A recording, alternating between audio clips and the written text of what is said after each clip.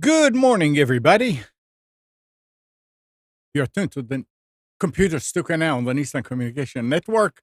I'm Amnon, your host for the next couple hours, along with Gal, Hello, everyone. who's back in the States.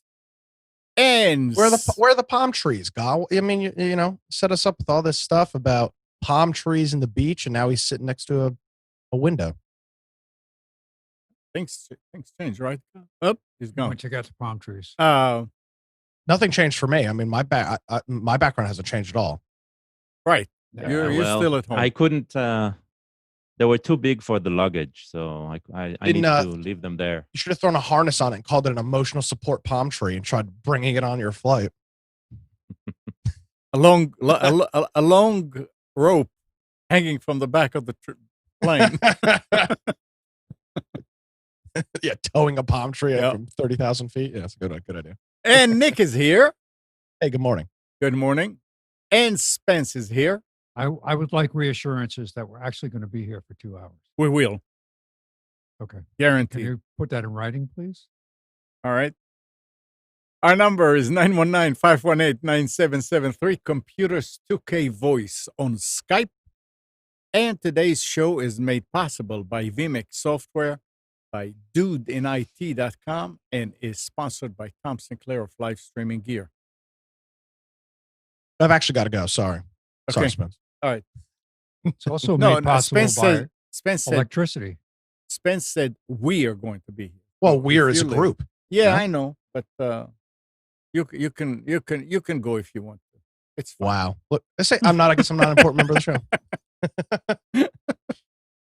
Slow. So- How was everybody's Christmas? Yeah, I was here. It was.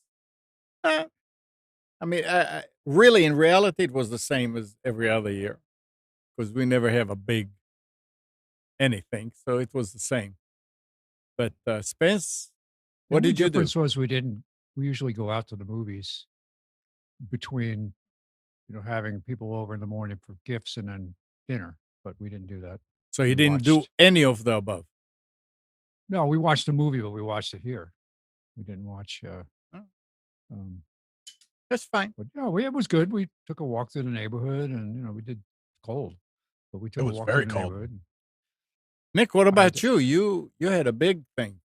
Yeah, I had a couple of I called it the the Misfits Christmas. A bunch of my friends that didn't travel home for Christmas. So yeah, I had a nice thing on Friday. I had like nine or so people over. Nice. Ate, got drunk. It was a good time. The what? Played. I said we Should've ate. called We it- got Oh, ate. We got drunk. We played Mario Kart 64 on the Nintendo 64. It was great. You should have called it the Gulag Christmas. I called it the dysfunctional Christmas. That's it. It was good. We had a good time. Did a Secret Santa. It was fun. so you play games? Oh yeah. I mean, I didn't, but everybody else cycled through playing. What is that? What is that new game, Gal? The new- Cyberpunk? The new Cyberpunk? console? The new console. Oh, That- did you play with the KFC gaming console? No, I did not. You mean the KFC gaming PC? No, I did not. I did not have a chance to play with that. So your chicken. did So see- your chicken was cold.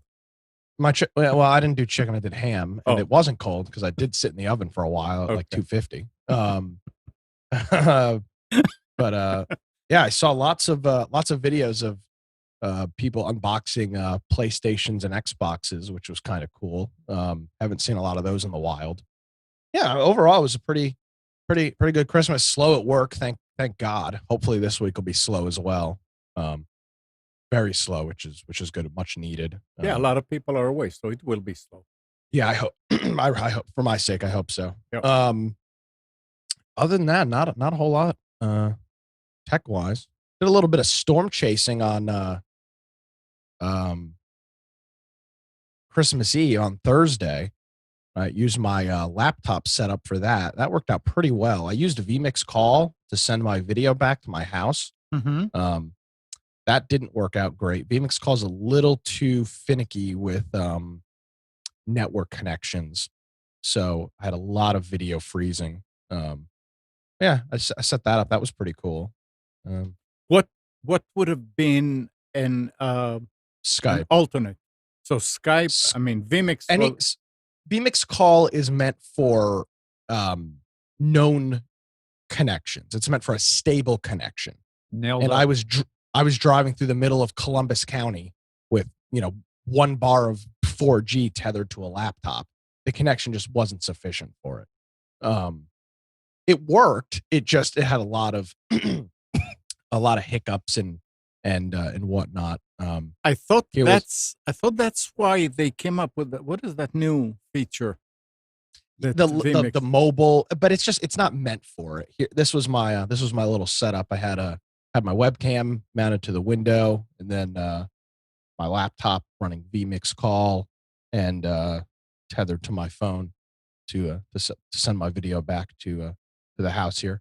Because you don't ever want to encode from the mobile connection if you don't have to. First of all, it takes a crap ton of bandwidth, and if your stream truly drops, you might have to reset your stream key. So being able to send the video remotely was very useful. So that's the first time you're using vMix call? Yes. You always use Skype? Yeah, well, in the past, I've actually done RTSP. I ran an RTSP server. That seemed to work a little bit better. It was kind of a spur of the moment, last minute thing. So I came up with this kind of last second. What I might do in the future is stream to YouTube directly from the computer and then grab it and restream it. Stream it on a private channel. That's what I might do. But wouldn't that be double streaming again? It would be. A lot of bandwidth. It would. But it's all kind of playing around and testing. So. That's how you learn.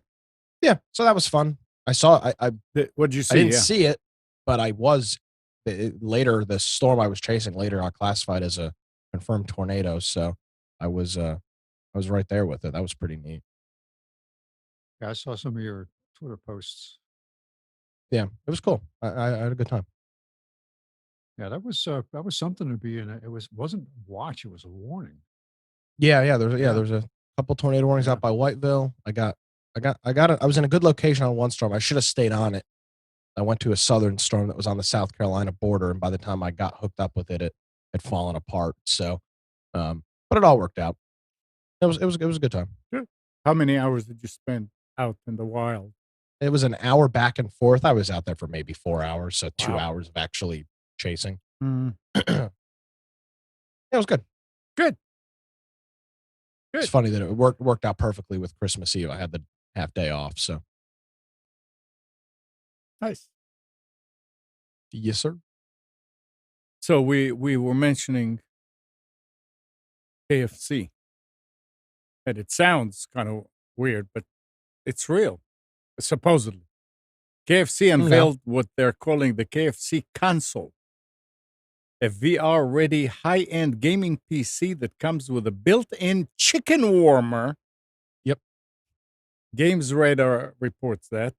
Back in June, just after the PS5 reveal, KFC released a ridiculous trailer for the KFC console, but everyone just figured they were joking. Turns out they were dead serious. KFC, the chicken place, has teamed up with Cooler Master and launched a gaming console capable of 4K and 240 frames per second. The joint press release doesn't mention a price or release date. The complete specs haven't been revealed, but it's got an Intel NUC 9 CPU. I have not heard about that one. NUC 9. That's their Nook brand. That's their high temperature processor, so it warms the chicken up. Okay. They could have used was that an A8? An AMD FX 3000 series would have been perfect. Those things are garbage. It's got a Seagate Barracuda 1 terabyte SSD. And judging from the prominence of ray tracing in the marketing from Cooler Master and NVIDIA GPU. Cooler Master also says KFC console has a first of its kind hot swappable GPU slot for easy upgrade. But who really cares about all that when you got a chamber to keep your fried chicken warm? So the real question is, did KFC approach somebody about this, or did somebody have this and approach KFC? Well, they went together with Cooler Master. Oh, I see what you mean. How they came up with who it. had the idea to say, hey, But listen to to what Gal has to say about that whole thing as far as searches. Gal, tell us. Well, just like you, I heard about it, right? And this sounds like a ridiculous marketing ploy. And so this has been confirmed, right, by the manufacturers, by NVIDIA. No, sorry, it's not NVIDIA. It is. NVIDIA? Yeah. Oh, Yeah. so NVIDIA and what else was listed there? Seagate. And so because it has been confirmed that they built this, right, then all of the news outlets are reporting, hey, yes, this is true. This is a reality, etc. But if you look at the site, there's a Twitter account that posts it. It's called KFC Gaming. And there's a site that is on the coolermaster.com. And it's just a page of information, right? It's like a very old school business website. Just a page of information, some videos. But there's no details about when it's going to be available, no details about pricing. So I'm guessing, right, they did create such a machine. They went through the engineering process of creating something like that, but not through the manufacturing of mass production. So it is a reality, but probably will never be a product that you can buy, right? Maybe they made, I don't know, 10 just to show off in certain locations. But this marketing ploy seems to have worked for them because everybody, including us, right? Everybody from very low level, very niche podcasts to very large media outfits like Bloomberg and CNN. And right, if you search for KFC gaming, those are the results you get. You get everybody talking about it. So they managed to create some media hype. I wonder where they're going to take it, right? So, yeah. Smart. Interesting approach to marketing.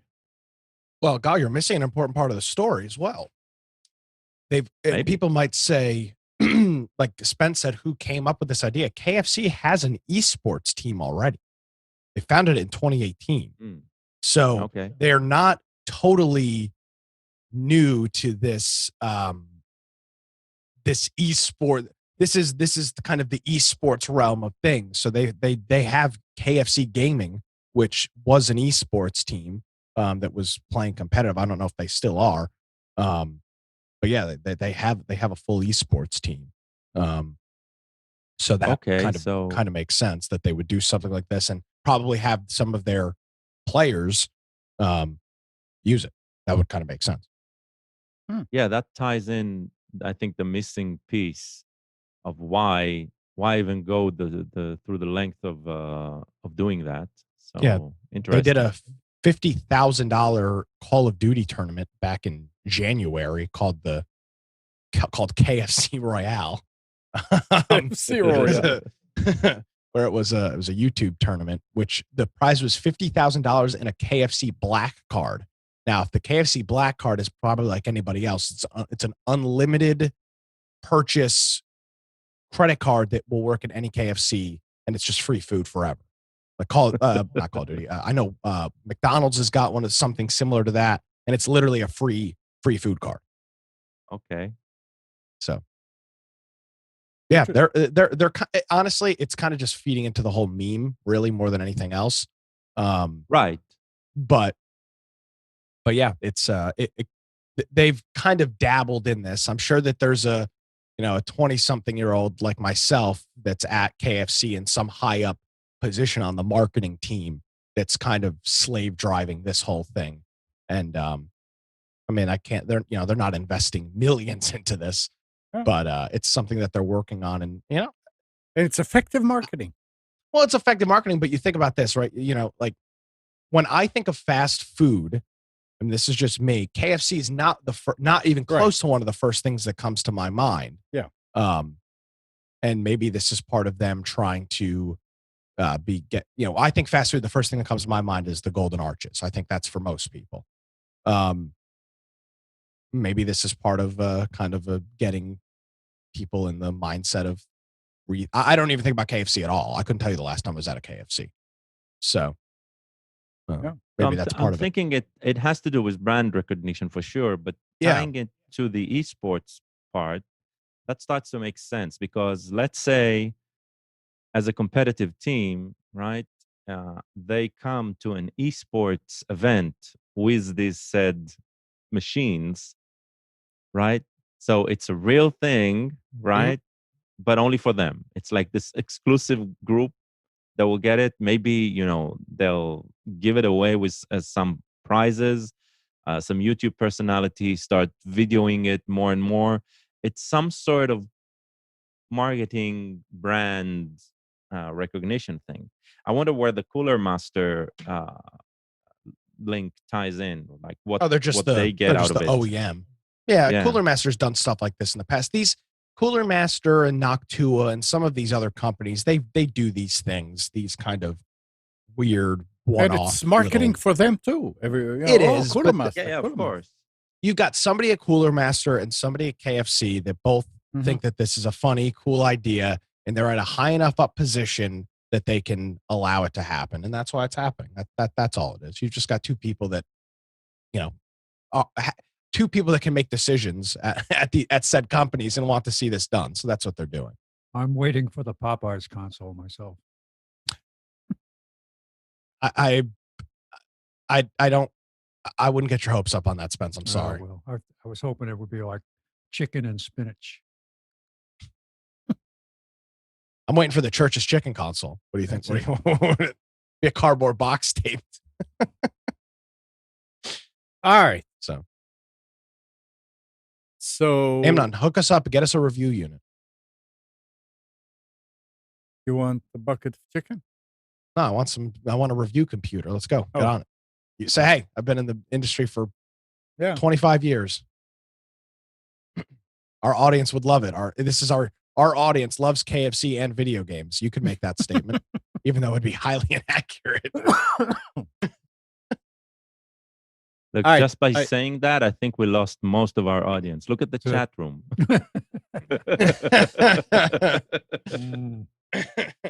I just posted a link in the chat. It's interesting. I got it through Dave's Computer Tips. They have a few of their programs available for free registration. But it has to be installed before the end of the year. Activated. Installed and activated. Before the end of the year. So you can, the reason it grabbed my eyes because I said, so I can get Aomei Backup Pro. And I did download it. But they have some other programs there also. I mean, you can go ahead and download everything that they have and install and activate it if you want to play with it. But if there's something that you need, it's a great thing. And now, these programs are not expensive, at anywhere from $20-some to $30-some. $40 is not expensive. Come on. I mean, compared to $500 phone, Yeah. you know. But it may have stopped a lot of people from getting something. I use Aomei now on all the computers, but I downloaded the standard some when was it, Nick? 2 years ago? I bet you this When you DVD ripper when you that f they have works pretty well. Yeah, Is the it? Aomei backer upper standard, I think Yeah, is what it's called, yeah, or something like that. and it Backup or works. I Pro? don't know what that Pro is doing. It's got Uh, more. It's got it. Here's the thing: you don't really need the Pro. right, The standard backer upper allows you to do most of the things that we would do, which would allows you to expand a partition. mhm, It allows you to literally back up your computer. It does all that stuff. right. So I'm not. I've never needed the Pro, but I did just install it and register it. So Yeah. Do they let you install it on more than one machine, or you have to Uh, register under a different email? Or I'm sure you could. This is the same kind of a trick that giveaway of the day does. There's a you go to giveaway of the day. You I can haven't visited them in a long time. Remember yeah, those? you can download. They have different giveaways every day. I mean, one giveaway, and Yeah. you can install it only that day and activate it. But you can do it on more than one computer. Yeah, and these are so real bona fide full versions without any restrictions. Yeah, that's how it absolutely. seems. I started looking at them. Yeah. So Yep. how is this a benefit to them, really? Marketing. Well, that's I no, I understand. I just I'm going to definitely going to put the Pro on. I have the free version of Aomei on a bunch of machines. They have a This is backup. exactly the benefit. We are going to install it. We're going to activate it. We've talked about their free offerings in before. Now we'll have experience with the Pro. We'll talk about it. For them, it's Sure, advertising basically. absolutely. It's word of mouth advertising, Yep. which is usually the best, right? So it costs them a few. I mean, if they go out on a full blown marketing spree, right? It needs to cost them a lot more because they need to pay for ad, they need to Hmm. pay for, airtime of other people talking about it. This way, without real effort on their end, they're giving away a good product if they believe it's good, right? And so people will talk about it. Right.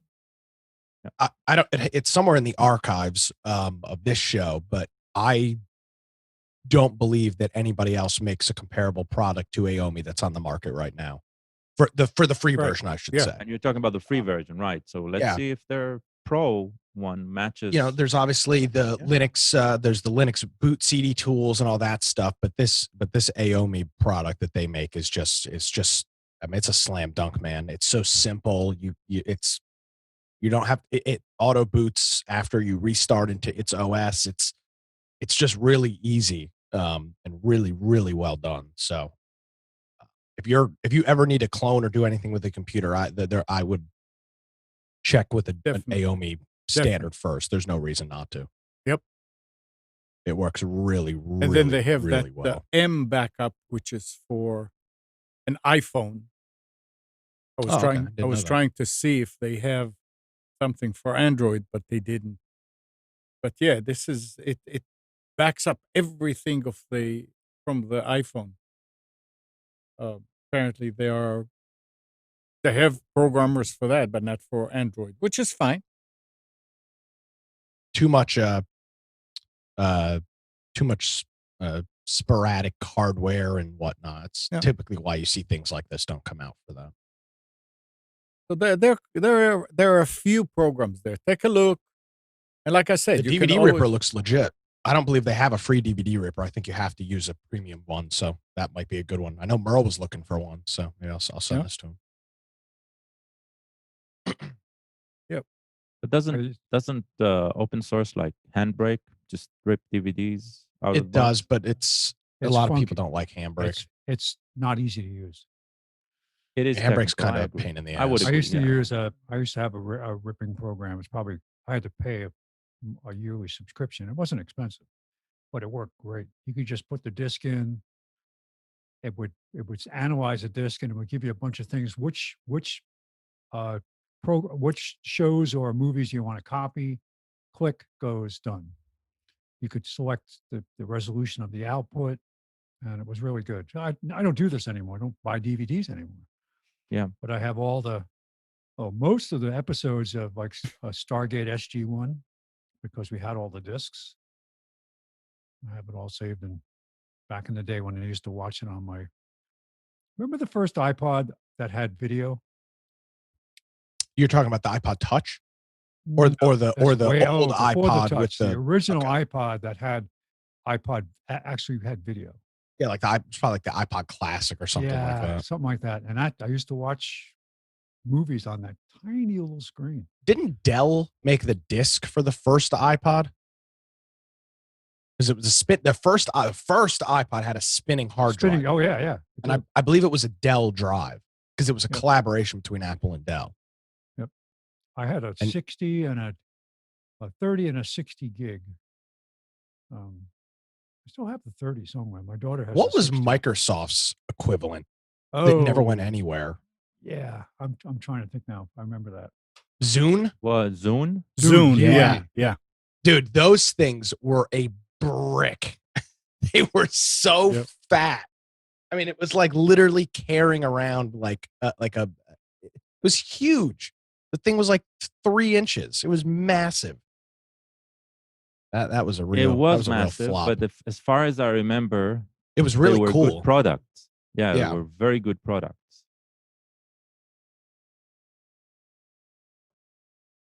The good old days of the Zune. IOBit uninstaller. I'm not understanding the activation process, and it seems that even if you do, you get a 1-year subscription. So that No. They did say that some of these items are a subscription. Some of them are forever. So in the description, it would say that it is a subscription. Right. So if you are looking for an uninstaller software, the bulk crap uninstaller. Yeah. Well, yeah, bulk, BULK, yeah. bulk. Bulk crap uninstaller is an open source software that is practically magic. Does so much. So if you do need some software to help clean up your PC, I would recommend that, and not go into an adventure with a paid software that'll expire sometimes. And if you are going to uninstall something that without its installer, then I would say yes, go into something that requires a bit more learning than something that will look very fluffy and cozy and comfortable. And looks like it comes with its own set of bundleware that you probably needed to uninstall. So I would not recommend the IOBit uninstaller. So weird. Does it know how to uninstall itself? I've got a little bit of a recommendation. Okay. Amnon will know this pretty well. I've had Raspberry Pis for years. They're really cool devices. They are. There's a lot you can do, literally thousands of things with these devices, but it doesn't do a lot of things very well, especially some of the older units, and even the ones that aren't that old, like the Raspberry Pi 3. But you could literally do anything with it. It's cool. And I've done, little home media devices and things. I played around with that, and all that stuff's fine and dandy. I finally found my permanent use case for my Raspberry Pi 3, and that's a Home Assistant dashboard. So I'm running. We talked about this, probably 3 months ago on the show. Gal helped me set up Home Assistant. I've got that set up now, and I've got a Raspberry Pi, double side taped to the back of a 14-inch or so monitor, with an HDMI to VGA connector, and one of these little controller doodad things, which is a mouse and keyboard. and it sits up here, up above my computer screen. It's always on, and it's just always got my Home Assistant dashboard on, which is pretty cool. And it does that surprisingly well. So if you're looking for like a a home calendar or something like that, you grab an old computer monitor, and you can wire manage it. I have one wire running to the thing, the power for the Raspberry Pi, and everything else is just kind of zip tied and duct taped, or not duct tape, but zip tied and double sided tape to the back of the monitor. So, Well, you're actually missing something very, very key. You're only looking to monitor some and I some should say, values, right? And stuff. It Home is Assistant Home isn't running Assistant. on it. Is not Home Assistant is not running on it. It's just using the web browser. So where is Home Assistant's running running? it's running on my server, and I'm just literally Okay. using it as a GUI for Home Assistant. Sorry, I Okay. didn't elaborate that. It will run Home Assistant pretty well, though. Yeah.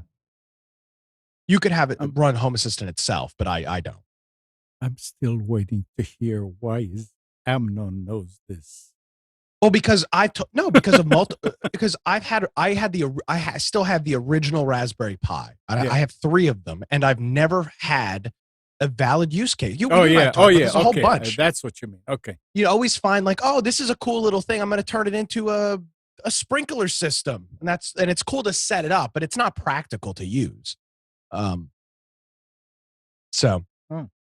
Yeah, it worked. It's a really nice. It's a very nice, low cost in terms of power computer to keep on all the time, to literally do something as simple as monitor a web page. Doesn't generate hardly any heat. It's very quiet. Obviously, it's passive. I do have a little fan on it, but it works well. It's working. Mine is idle somewhere under the desk. And it'll be like that. I've gone years. These things have sat in boxes for years because I just had never had anything to use them for. So it's nice to finally put it in service. Who's using Telegram? I'm using it from time to time. There's a few Instant messaging technical app channels there. Telegram is approaching 500 million users and plans to generate revenue starting next year to keep the business afloat. Its founder, Pavel Durov, said on Wednesday. Durov said he has personally bankrolled the 7-year-old business so far, but as the startup scales, he is looking for ways to monetize the instant messaging service. A project of our size needs at least a few $100 million per year to keep going, he said. The service, which topped 400 million active users in April this year, will introduce its own ad platform for public one-to-many channels, one that is user-friendly, respects privacy, and allows us to cover the cost of server and traffic. So it's going to cost money, or it's going to have ads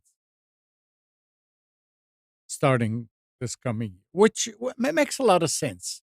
I mean, I kind of doubt that something like this is going to cost a bunch of money, but 500 million users, it doesn't need to cost much in order to cover the cost. No, this is the age-old issue with these startup companies, right? Yep. There's no way for them to really monetize the service. The idea, and I don't know if the Telegram guy will say this, but every other startup, the idea is to always get purchased by Microsoft, by Apple, or by Google. That's always the goal, because you can't monetize these apps. There's no way to. Nobody is going to pay to use Telegram. We'll see. Excuse me. Some people will pay to use Telegram, but you will not have mass payment for the app. This is interesting that you're saying this, right? The other big player here, which is huge, right, is WhatsApp. Correct. Now, correct me if I'm wrong, but back in the day, I don't think that's the case anymore, but back in the day, WhatsApp on iPhone used to be a paid app. I don't know. I know a lot now, depending on the year, a lot of iPhone apps back 10 years ago were almost always 99 cents. Yeah. Right. So that because I do remember specifically, I always had Android, right? People on the iPhone, they had to pay $1 once, right, to download the app. And on Android, it would have been free for the first year. And then it would prompt to pay that $1 a year or something to keep on using it. After Facebook bought them, that went away. So I'm guessing, right, that if something is good, right, and everybody's on it, then monetizing is possible. The real problem is how do you push a new platform and start paying for it from the beginning, right? Exactly. Because if you look at precedents, and I'm shifting here from communication, but Minecraft, right? Minecraft started as this a very small one-person project, right? But even in its alpha state, it was paid software. So if you're building a community around a paid application, I'm guessing you can grow organically into a very successful paid platform. The problem is creating a good community around it from the start. So all of these systems, Facebook included, right? Facebook started as this exclusive closed club that was free, and they fought monetizing for what? Its first 5 years of operation, right? Something like that, 6 maybe. And then when it turned monetization on, it just became this huge, big, evil company. Suddenly, everybody who liked what it represented at the beginning, right, completely turned its back on it because it's suddenly big evil instead of, I don't know, big karma, right? Big Blue. Yeah. And so it feels to me like that's part of what's going on here with other applications. Once you have big players established, right, like WhatsApp, Facebook, how do you create new successful platforms without shelling out the money on your own in the beginning, right? Getting investors and all that. But and I mean, I don't think you what do. then? I think a goal of a lot of these services, and this, I'm not saying the Telegram is that way because it doesn't seem like it is, but a lot of this startup stuff is make something until you get acquired. That's the big thing. You take. I agree, but even yeah. getting acquired, right, is the same problem. Your core users came in because you were this unique piece. I mean, WhatsApp is still successful. WhatsApp is beyond successful. And Here it's owned in by the Facebook. States, we do not feel this, right? I was Yeah. in Israel. Everybody in Israel is using WhatsApp. And what I mean by everybody, it is on the news, right? They're talking about WhatsApp as just another form of legit communication. Nobody's talking about texting anymore. Everybody's talking about WhatsApp. You go to, you talk with your credit card supplier, right? The credit card service, their support line, the chat support line is WhatsApp. Okay. Wow. It's completely different than over here in the States. Oh, because Here in the Facebook hasn't States, ruined it. They haven't tried to merge it into their messenger service and destroy it, which is typical with what these companies do. For example, Twitter's shutting down Periscope. They acquired Periscope, which was a fantastic service. They pushed it on the back burner and kind of let it die out, and now they're shutting it down. And it's and I don't think Facebook will do that with WhatsApp because, again, in the US, we have no context, but across the rest of the world, it's the most popular messaging app. But God, there could be a day where they say, hey, WhatsApp is now Facebook Messenger. And I mean, and then it's gone, or it's not gone. It'll just be merged into one app. they already did it with Instagram. They did. Right? Yeah, I don't know. I don't use Facebook anymore. I mean, I still have that account, I haven't logged. I thought about deleting it. I haven't. Tell you the truth. That's probably my FOMO in the back of my head, right? But I haven't logged into that service for so long that I don't really know what's going on there. I mean, in terms of my friends that are connected through it, because over there I do have real friends still connected to it, not right because that was in the beginning of the service. But I'm mostly using Instagram today, and today I see that the Instagram and Messenger apps, right, they're sort of merged. It's all weird, but eventually I don't know if I'm going to kick it out just because of it or not. But Let me tell you, even then, WhatsApp is a unique beast over there, right? It cannot. Let's put it this way: if Facebook ever tries integrating WhatsApp, they'll probably kill it. I agree with you. oh, they will, which is what happens. I mean, it happens with all these services. I mean, you look at all of the acquisitions that AOL did under, or all of the acquisitions that Yahoo did under, who's that? What was that chick's name? Marissa Mayer or Meyer. I mean, it's just they buy these services, they try to integrate them, and they just destroy them. And the two that come to my mind, Gal, are Telegram and Signal. Both of those are still independently owned. By the way, the CEO or the CEO and founder of Signal was on Joe Rogan a couple of weeks ago. Very interesting episode to listen to if you haven't. It's pretty cool to hear that. But it's eventually, well, it seems Telegram. I haven't heard anything from Signal about money, but Telegram seems to me that they're either looking for cash, and I don't think they'll get it from their user base, in my opinion.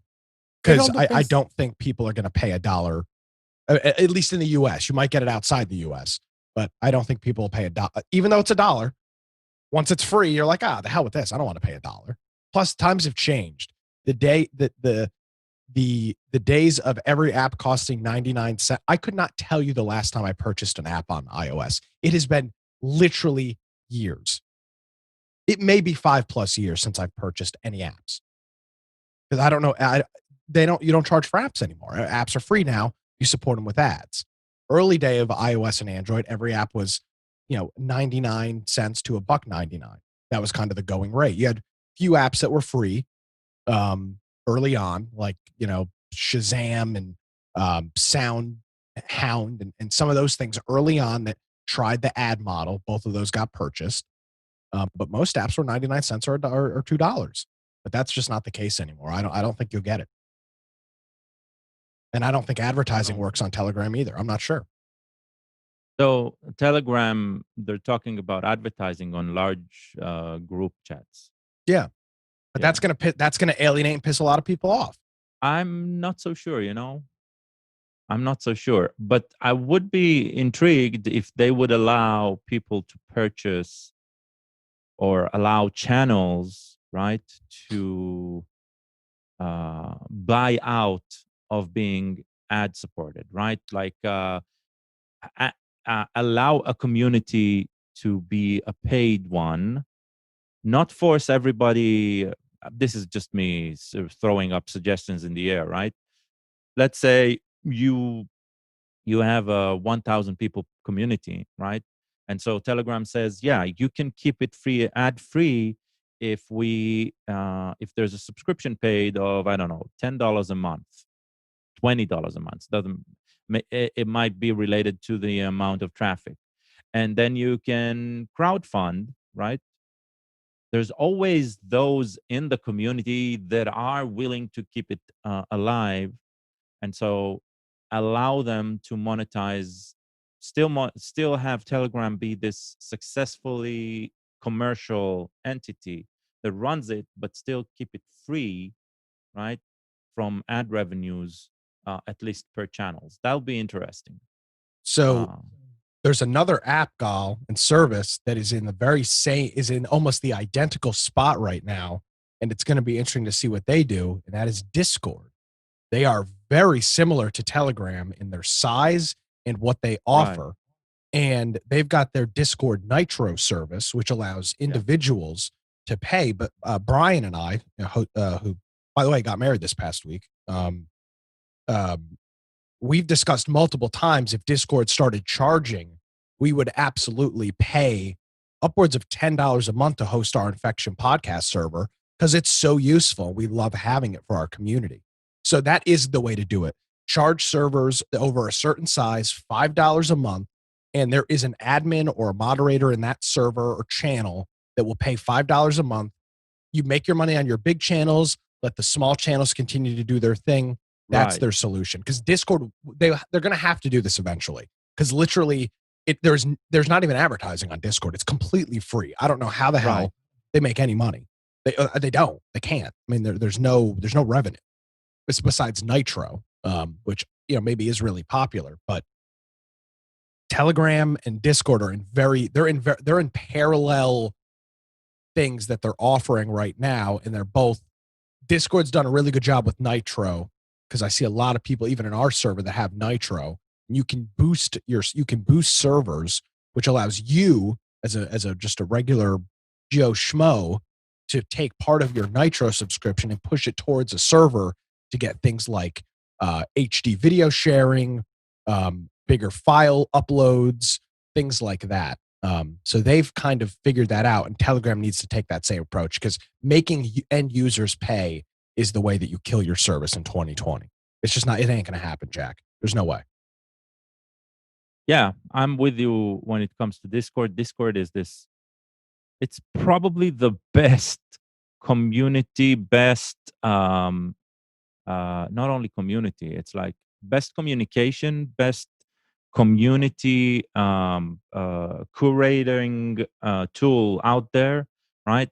I would go as far as saying, if you're looking into integrating Teams or Slack into your business, check Discord first, because it'll support a lot more than those two, and it is flat out probably the best communication platform out there right now. And yes, it's completely free, which is mind blowing. You know what's pretty funny about Discord? They have single-handedly killed many of services. They killed TeamSpeak, Ventrilo, and Mumble, but second-handedly, they also killed off IRC for the most part. There's really no IRC gaming talk in IRC anymore. I'm sure there is, but anybody that was running IRC has moved over to a Discord server. So they took the VoIP market. So Ventrilo, Mumble, and TeamSpeak were all gaming VoIP services. They were really good Mumble at that. was open source. The other were paid, right? Correct. Yeah. But you would only connect to those servers when you wanted to game. That's what they were. IRC, on the other hand, was just only text, and you would stay connected to IRC 24/7. Discord merged those two services together, essentially, and has killed IRC and the VoIP, which is good because IRC is a pain in the ass, and those Mumble, Ventrilo, and Discord, Mumble, Ventrilo, and TeamSpeak were old and antiquated. And and actually in some cases it's like, if you go to, for example, I use Ramnode is my web host. One of their support mediums is a Discord server. Like they have that's one of the ways. Now obviously you can send them an email or call them, but if you have a question, you go in there. I'm in their Discord server, and people have questions in there. I'll throw a response in there and say, hey, this is how I do this on mine, whatever. So it's Discord is fantastic. It really is. It has grown. I would say without Discord, I don't think our Infection podcast would still be going. Have you switched to their community model? No, we're not big enough. But no, I'm not. I don't think it would. Our biggest issue with the early days of the Infection podcast was keeping people engaged outside of the show. And we had a TeamSpeak server that was great, but you only connected to TeamSpeak when you were actively playing a game. Now in our Discord, we've got people from all around the world. We've got guys in Australia, in parts of Europe, and then of course a lot in the United States. So any time of the day you go in there and there are people chatting. Nobody even plays games on our Discord anymore. It's just we just post pictures and rip on each other. And we've got like 600 people in there. But I don't think our community would still be around without Discord. It really is phenomenal. And there's a Discord server for And- literally anything. And unlike our chat window, for example, Amnon, right? Yeah. The Discord chat, even if it's used live by the broadcasters during the broadcast, Mhm. right, is still there after the show. And not only that, it's available via mobile. So people are not pinned to a computer just to use it. And so it's this multi-platform, right? Or let's call it platform agnostic solution for communication, for any type of communication, be it text, audio, or video. And it is, and it integrates everything very well. And not only that, it doesn't lock you into this certain specific server or service, right? Because if you start using Discord for one specific channel, you find yourself starting using Discord for other channels as well, because it's still the same application. It's just like the IRC model, right? Of, hey, I used to chat over here with this friend, and I had another server where I would connect over there, but it would always be the same chat interface, right? I just switched my service. Unlike, let's say, Skype, right?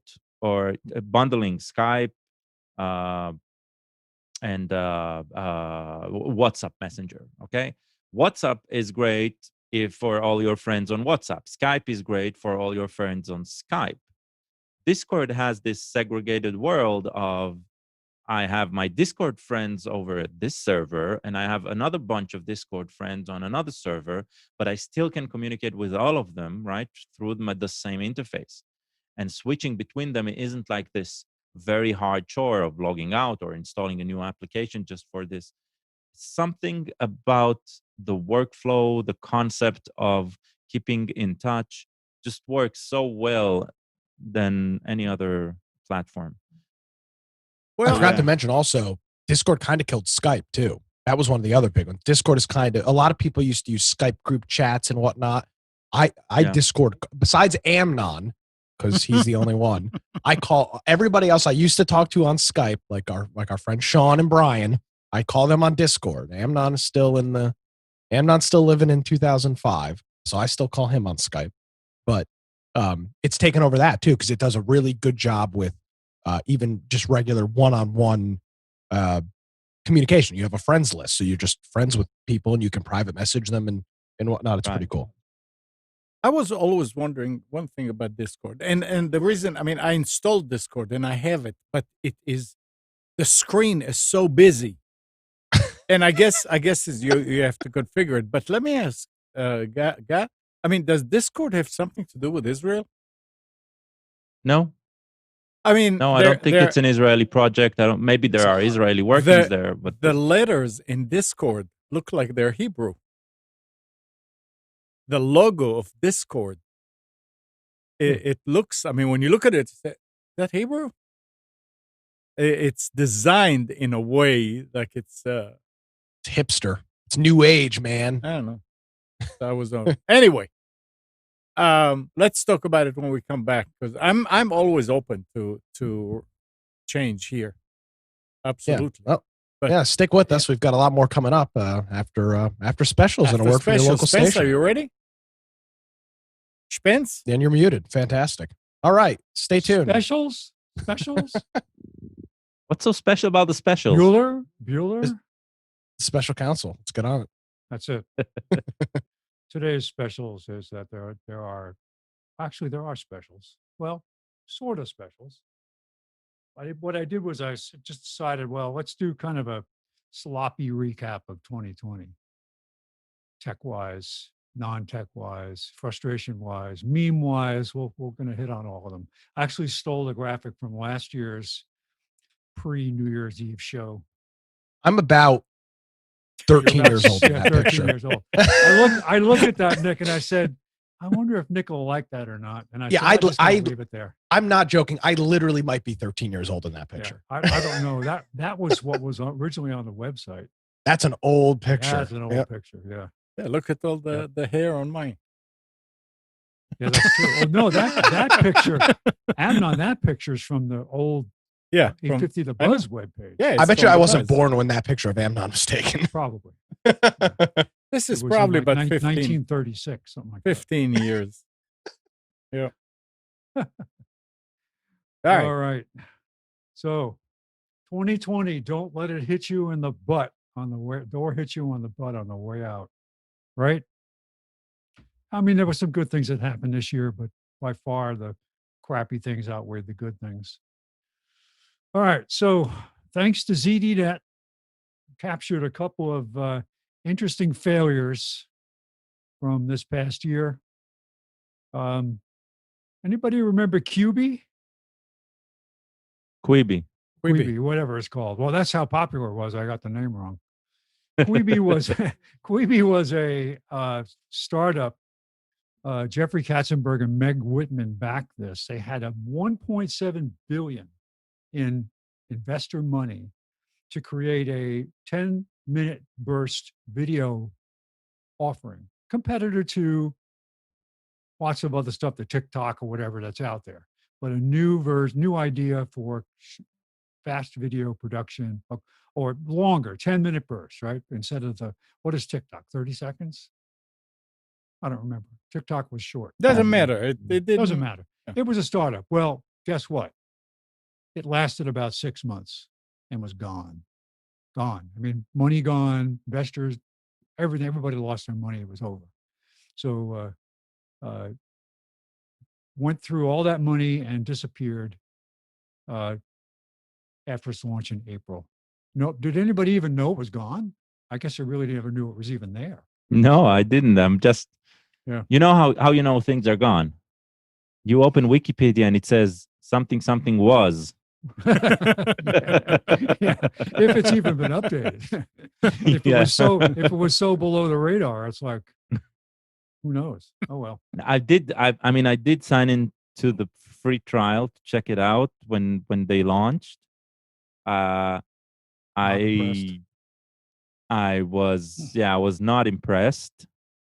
And they did one fantastic production, which is called the Princess Bride home video, which just when everybody got into quarantine around the States, they produced along with they gave this guy free hand for the production. He contacted everybody's who's someone in Hollywood, and they filmed a homage to the Princess Bride film, which I highly recommend.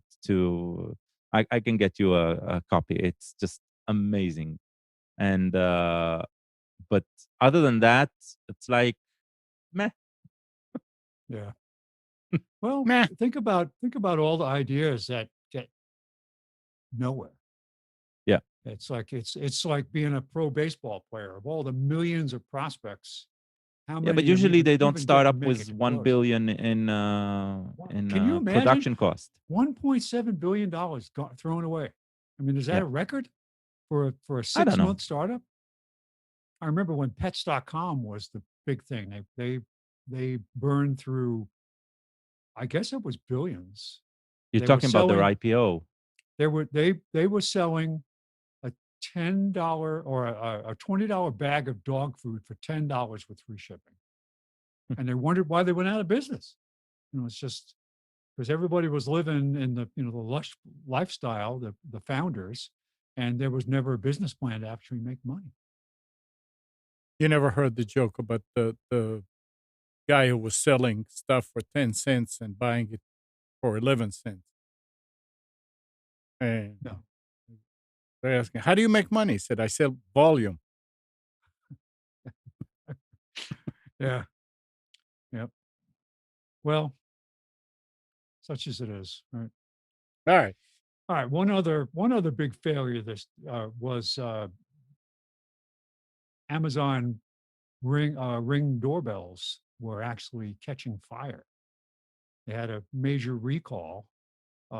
There were this past November, there were 85 incidents of doorbells incorrectly screwed. That what happened was mounting screws were actually going through and shorting out the battery pack because of something. I've installed several of these. I don't remember which model it was. The one that's on the picture looks like the Pro, but there are several models of it. But 23 of these that were incorrectly installed actually ignited. Can you imagine? Like somebody could be knocking on your door. Hey, your doorbell's on fire, causing minor property damage, and in 8 instances, people got burned. So I don't have an update on the story. I need to go check to see what the outcome was. But it happens. It happens. But it would be nice if all it did was short out the battery and the battery went dead. But the fact that the battery caught fire was pretty bad. And this next story is something I wasn't even aware of until I searched through this. Apple misses the boat on USB-C. Apparently, there's been a movement within Apple to move from Lightning to USB-C as a standardization. Well, they started to do this. They did it on the iPad Pro, iPad Air, but they didn't do it on the iPhone 12 or even the low-end iPads. They kept it Lightning. And people are very criticized for this, for not having a plan to roll it out across all of the devices. See what happens. Maybe those devices are going to go away. Who knows? Or it might just be timing. All right. Well, this next slide is actually just a criticism slide, right? If you didn't see the Zuckerberg and Dorsey testimony to the Senate, you'd only have to watch about 10 minutes of it to walk away with a really bad taste in your mouth. The swarmy way that they pretended not to know what's going on in their own companies and answering questions and being proven later to be outright lying about what they did. Either that or they're just so disconnected from their company, have no idea what's going on. But Zuckerberg was just trying desperately to deflect. Oh, we can talk about this later. We can talk about this later. And Dorsey acted like he just stepped in from, getting tranquilizer shots or something. It was just amazing. But we'll see what happens with 230, right? FCC, what happens about now there's a bunch of states all trying to sue them. Who knows where it'll go. They're going to try to get Facebook under antitrust, not exactly under FCC violations. But clearly there's some things going on that may or may not work out to the betterment of the population at large. And the next thing was, and I included a link to this, and this particular guy that does videos, he's pretty hysterical. He does it tongue in cheek, but he does make some good points. Instagram's new terms of service. Very interesting, because if you read, and I read through some of the excerpts of this, basically Instagram's terms of service is that we can use everything we collect about you, which is everything. We can, if you install the app on your device, we have free reign to look at everything on your device and use it, keep it, publish it, exploit it. So I think we probably realized that this was going on already, but this is just right out there, blatant out in the open now that we have, the terms of service are that we could even own, we can take over and look at your camera and we could copyright and own the images coming off your camera on your device. But isn't that how Facebook was all the time? Oh, that's what I mean. This is finally, people are starting to wake up to this. Yeah, Facebook is that way now. And what I thought about doing, because of realizing how bad this was, is I may just might take an old computer that has nothing else on it. If I want to get on Facebook, I want to get on Instagram because there's a lot of pictures of my grandson, and I want to see them. But I don't go to Facebook much anymore. Once in a while, but it's still on my devices. I'm thinking I'm just going to have one place to go that has nothing else about me on it. Not that information they've collected will go away, but I don't feel like I need to be feeding anything new. I don't. Well, I don't post on Facebook, but you can get a European citizenship and just file for GDPR removal. What's that oil platform off the coast of Scotland? That Oh, declared itself the an one independent that, country. yeah, the one that hosts servers completely. Yeah. Yeah, But yeah. I don't remember if it was that, but my wife and my daughters each got from my son uh, the ladyships from that place. You can go and apply and you get paid and you get a certificate saying that you are therefore declared lady so and so. And they're all now ladies based on the independent country of whatever it is, Mhm. oil platform, incorporated nation. But very interesting. I included the link here for YouTube to watch this video. It's tongue in cheek, but it's also like very alarming if you haven't watched it. All right. So moving on. So actually did get some good tech that came out in 2020. And I just did a quick search. I mean, I grabbed this from different places, but these first three are from eBay. But I checked to make sure that these vendors that were selling this stuff wasn't like, refurbing, remanufacturing, or whatever. That actually comes from the first one, the Lenovo ThinkPad that's up here, L13 desktop, 13.3-inch i7 is normally $1,700 for $699. This is sold from Lenovo. This is from Lenovo directly. This is not from a third party. Good machine for the price. This next one was an interesting one I wasn't aware of. It is a solar powered 4G LTE network mobile security camera. It's expensive, but if you have like a remote spot that you want to keep tabs on, like you have a cabin or something out there where there's no connection or internet connection, you can use this for. Of course, you have to have a 4G account. I think it's with Verizon, but it's solar powered camera. Very interesting. This same company, if you go to the site and look and poke around there, you can see that they also have some other cameras, different uses. But I thought this was a unique camera. Connects over 4G. And Garmin Vivo Active 3 Music LTE Verizon Connected LTE Fitness Watch. Wow. I mean, for $129, it's new. And it basically gives you, independent of having a smartphone, gives you a internet connection to listen to music. An interesting device, worth looking at, depending on where you're at. Okay, so hats off to PC Magazine, Editor's Choice. These next ones that I'm looking at now, I actually got this. This is the Wise outdoor cam, and I've got it sitting on my desk here. The Cube. My son gave this to me, and it's an interesting company because it still hasn't been gobbled up by another giant company and taken over. Let's expect that it probably will be, but the base outdoor camera is under $50 with the base station. And you can add more to it. It is battery powered, rechargeable, but the battery lasts a very long time. You have all different kinds of modes. The camera, the image quality is incredible. And I have it on my phone. If you want to run it on your PC, you can use emulators to load the software to run it on your PC too. And supposedly they're going to come out with an app. That's what they're talking about now, that will work on PC and Mac.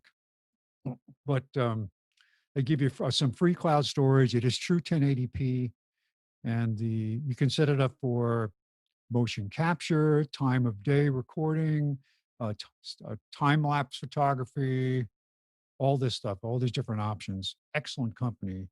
Works with Alexa, Google Assistant, and if this then that programming.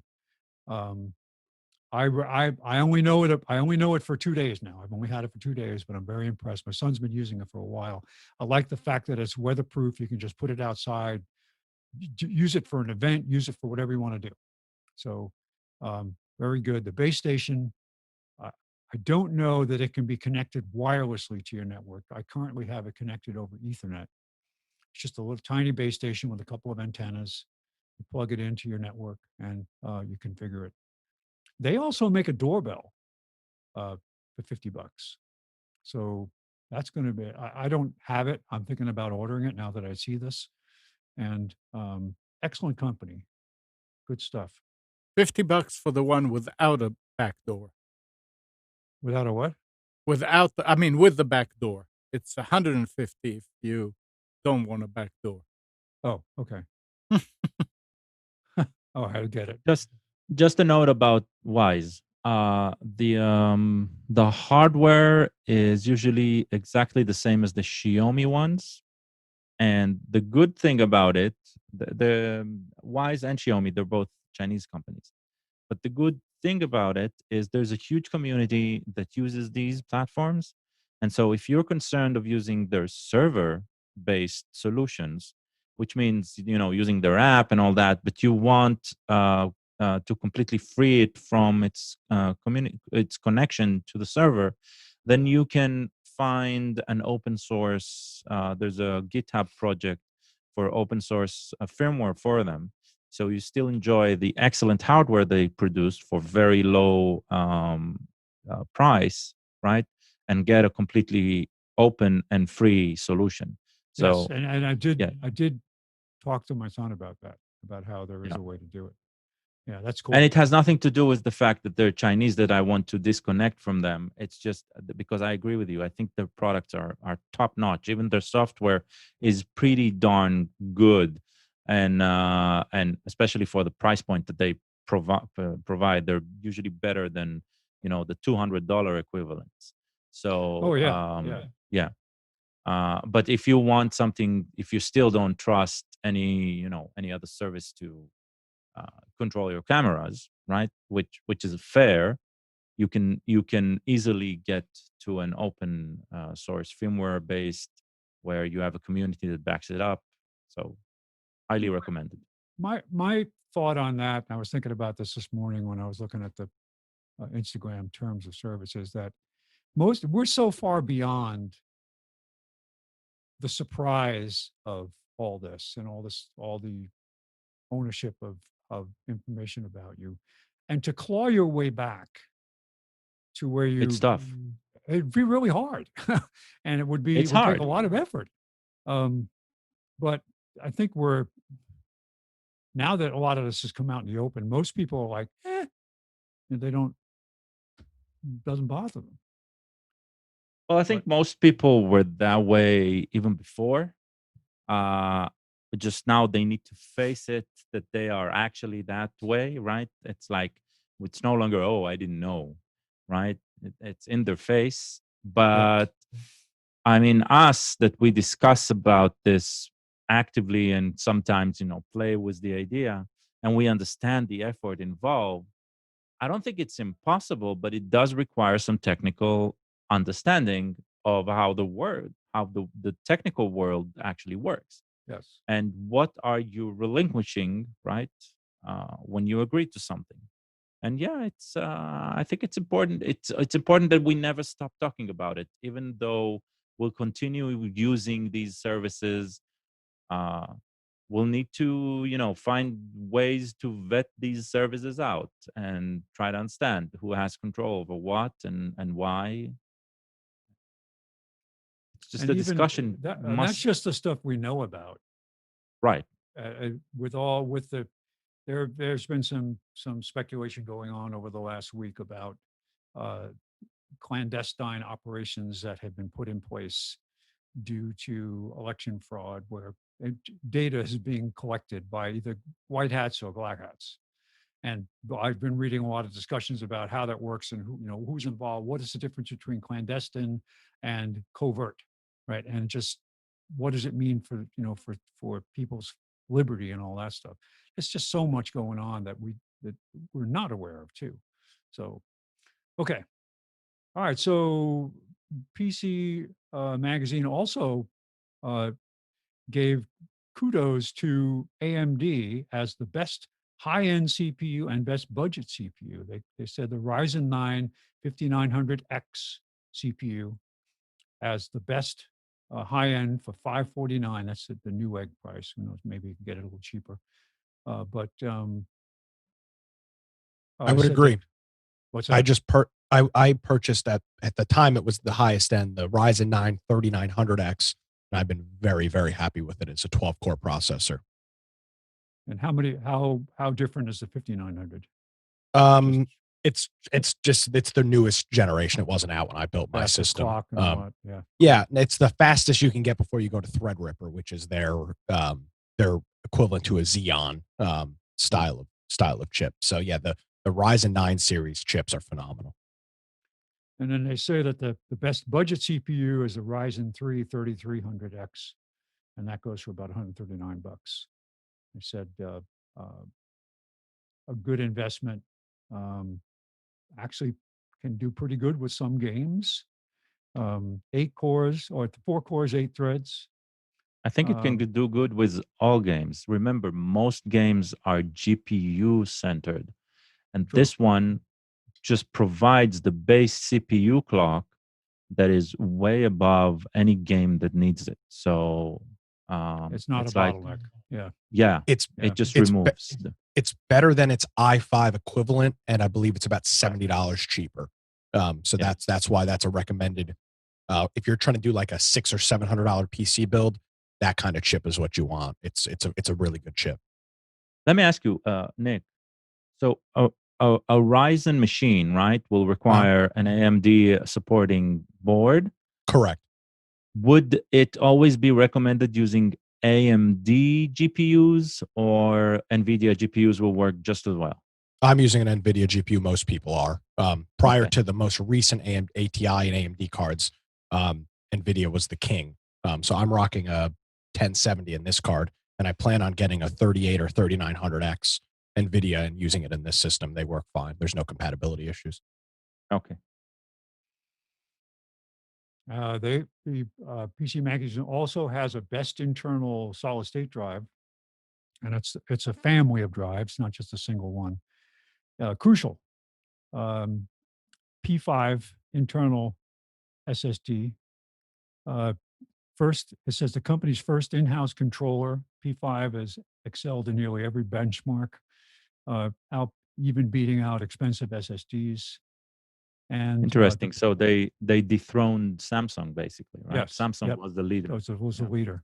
So starting at $49, I guess that's like a 128 gig, or whatever the smallest one is that they make. I don't know, but you can get it at Amazon. And also best premium VPN, NordVPN. Read a lot of good things about this. I mean, I'm a fair weather friend to VPNs. I don't use them all the time, so I can't really rate it. I have my daughter and I share one, and for times that I need it. But Nord consistently being rated at high end. Gal, you're the one that sent out that link to the VPN ratings. Yeah. Yeah, I've got that link somewhere. You can go take a look at it. Some of them are Yeah, I'll rated find just it out. horrible, but Nord consistently well. And I don't know anything about this next product except that they recommend it. Keeper Password Manager, best password manager. Keeper Cybersecurity, and you can get a discount on it. I think it's year subscriptions, 1 year, 1750 per user, 50% off 1 year, unlimited family plans. And then something called Prevail, which is best privacy protection, which is email encryption, basically, that works with Outlook and Gmail mail. So again, I don't know much about it except just that they recommend it as the best protection. And then finally, some good memes, or some good tidings of cheer, and to hell with this year. The dumpster fire that it was, right? Forget it's 5 o'clock somewhere. It's 2020 everywhere. Drink when you want. And finally, I just realized my trash goes out more than me. That's a good one. Well, let's hope it's a better year next year, everybody, and Happy New Year. And let's look. I'll tell you forward, what, it wasn't hopefully. all bad. I purchased a house this year, got a new job. I mean, it's a pretty good year. I You mean, did. obviously there were some hardships. I get it. But for the most part, it's not been a terrible year. Look at the positive side. Spence, didn't you welcome another grandchild into the world this year? Or was it your first? This was my first this year, yes. Yes, there you go. So I mean, it's not all bad. Yeah, so no, it's not all bad. No. It's not all bad. I got some things done this year that probably wouldn't have done had I not been idle. My wife retired, which she's very happy about. We've kind of getting our retirement legs in shape. I'm not retired. I'm still working, but it's on a limited basis. I'll continue to work because I like to work. I like to have a little extra money, and things are shaping up. It looks like my Alaska experience is going to happen this year. They're planning on it anyway. Awesome. So, and this is what's in my background here. Oh, you can't see me now because it's not up there. But there's a show that if anybody would like to see some oddball stuff about Alaska, there's a show called Edge of Alaska. And I can't remember what channel it's on, but you could find it on demand. And it talks about this town called McCarthy, Alaska, which is pretty remote. Up until when the show first started production about 5 years ago, there were only 42 residents there year round, and most of them were. It's off the grid. There wasn't any power. They did have a weekly mail plane that would come in, but what it was tied to, this thing that's in my background behind me here, is called the Kennecott Mill, which is part of the Kennecott copper mine that operated from 1916 to 1938 in Alaska. The biggest find of copper in the world at the time. Made millions of dollars for Guggenheim and JP Morgan. And this was abandoned back in 1938. They literally locked the doors and left. There was a 100-mile train they'd built down to Cordova on the coast that used to run the trains of copper ore. And this building has since been taken over by the National Park Service and private ventures to preserve it.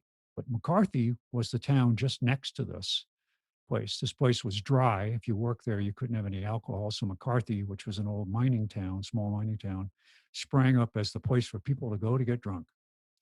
And they did. And but it's a cool place. Good history, a little off, definitely off the beaten path. I did a tour of this processing plant a couple years ago, hard hat tour. Just absolutely fascinating. If you're interested into Alaska history. Hey, Spence. Sorry, Emma. Go ahead. I mean, Carl is very correct in the chat. Spence is very low. Spence is not even moving. Low? He's not even moving the meter. I don't see any. Yes. And it happens again and again. I don't understand why you adjust it and then it goes away. No, I didn't adjust anything. No. I mean, we talked about it in past. And so go ahead and raise your microphone volume. All right. And go ahead. I've got a show recommendation. Has anybody here watched *Halt and Catch Fire*? Oh yeah, good show. Yeah. Gav, have you seen it? The Netflix one, right? About PC production. Not Netflix. Yeah. Oh, maybe it is on Netflix. It's basically about the compact of the PC, compact and all that. Portable Without saying PC. compact or saying anything else. Right? It's a good show. I'm on the first season right now. There's 4 seasons, but it's a show that takes place in the 80s during the PC compatible boom. And obviously, like any show like this, there's of course the love affair that is a big part of it. But there's a lot of really cool technology stuff of them, and like what companies like Compaq did, which was recreate the IBM BIOS without looking at the IBM BIOS and finding a legal loophole to do that. So if you're looking for a show, it's an older show. It came out in 2014. It's 4 seasons. It ended in 2017. But I don't know if it might be on Netflix. I'm not sure. It's an AMC show, but it's called *Halt and Catch Fire*. Pretty good. Which is a programming term. Yes. Yeah. And it's a good show. I watched it, and there's a lot of actors and actresses that became more famous from this that you'll see out there now. I recognize a lot of them. Anybody watch Narcos? I watched. I do not. Yeah, season? one season of Narcos has one of the leads from *Halt and Catch Fire* is one of the DEA agents in one of the newer seasons of *Halt and Catch Fire*. Oh, Yeah. I'm sorry, Narcos. So it's a cool show. If you're a tech nerd, it's got a cool it's got a cool techie vibe to it. It's not often that you see television shows talking about the kind of tech stuff that we talk about. So it's kind of cool. I knew nothing about it until a couple of weeks ago. I heard about it on a YouTube video. So What's interesting is they go into great detail about running bulletin boards. I haven't gotten that far yet. Okay, Yeah, interesting. but I mean that's the part of the emerging technology that they're working on and is building gaming bulletin boards and having a network for people to come in and play games with each other, or very, very early on, and that's one of the sidelines of some of the programmers. Really Yeah. cool. And apparently, obviously, the company and the computer are all fictitious. That's all fictitious. But a lot of the sentiment and what actually went on, I guess, a lot of that is accurate to what was going on inside of mainly Compaq when they were essentially ripping off IBM. So it's pretty good. You should check it. They also check it out. talk about one of the leads, one of the lead characters is an ex-IBM guy. Yes, he is. Yeah. So it's a good show if you're looking for something. It's not a it's not like a Sopranos 9 seasons, hour-long episodes. It's 22 to 33-minute episodes, a couple seasons. I'm almost done with season 1. So yeah, check it out. *Halt and Catch Fire*. Halt and Catch. Yeah. Did anybody watch the new Wonder Woman movie? Apparently, it sucks. Oh my gosh! I hope those actors survive this. To be honest, I watched it last night. I watched the first movie on Christmas Day because I had never seen it, and then I watched this yesterday, and I literally was sitting there thinking, "Did a child make this movie?" I mean, it was just. And the interesting thing was, my wife was watching a show where they were interviewing the cast, and they were all happy about it. Do you know who Pablo Pascal is, right? Yes. Yeah, from Mandalorian. Well, he's one of the leads in the movie, and I'm like, oh my god, he just destroyed his career. Nah, not necessarily. I know. I think they thought that they're going to be able to get by just by her looks. Oh no, she was. I mean, as an actress, she was great.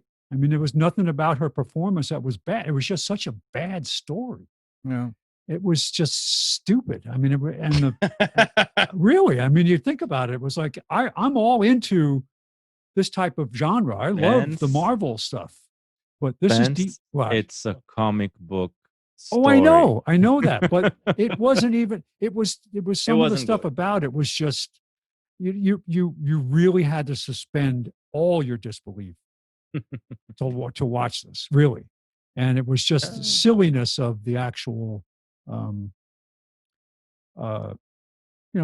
was crazy. It was crazy.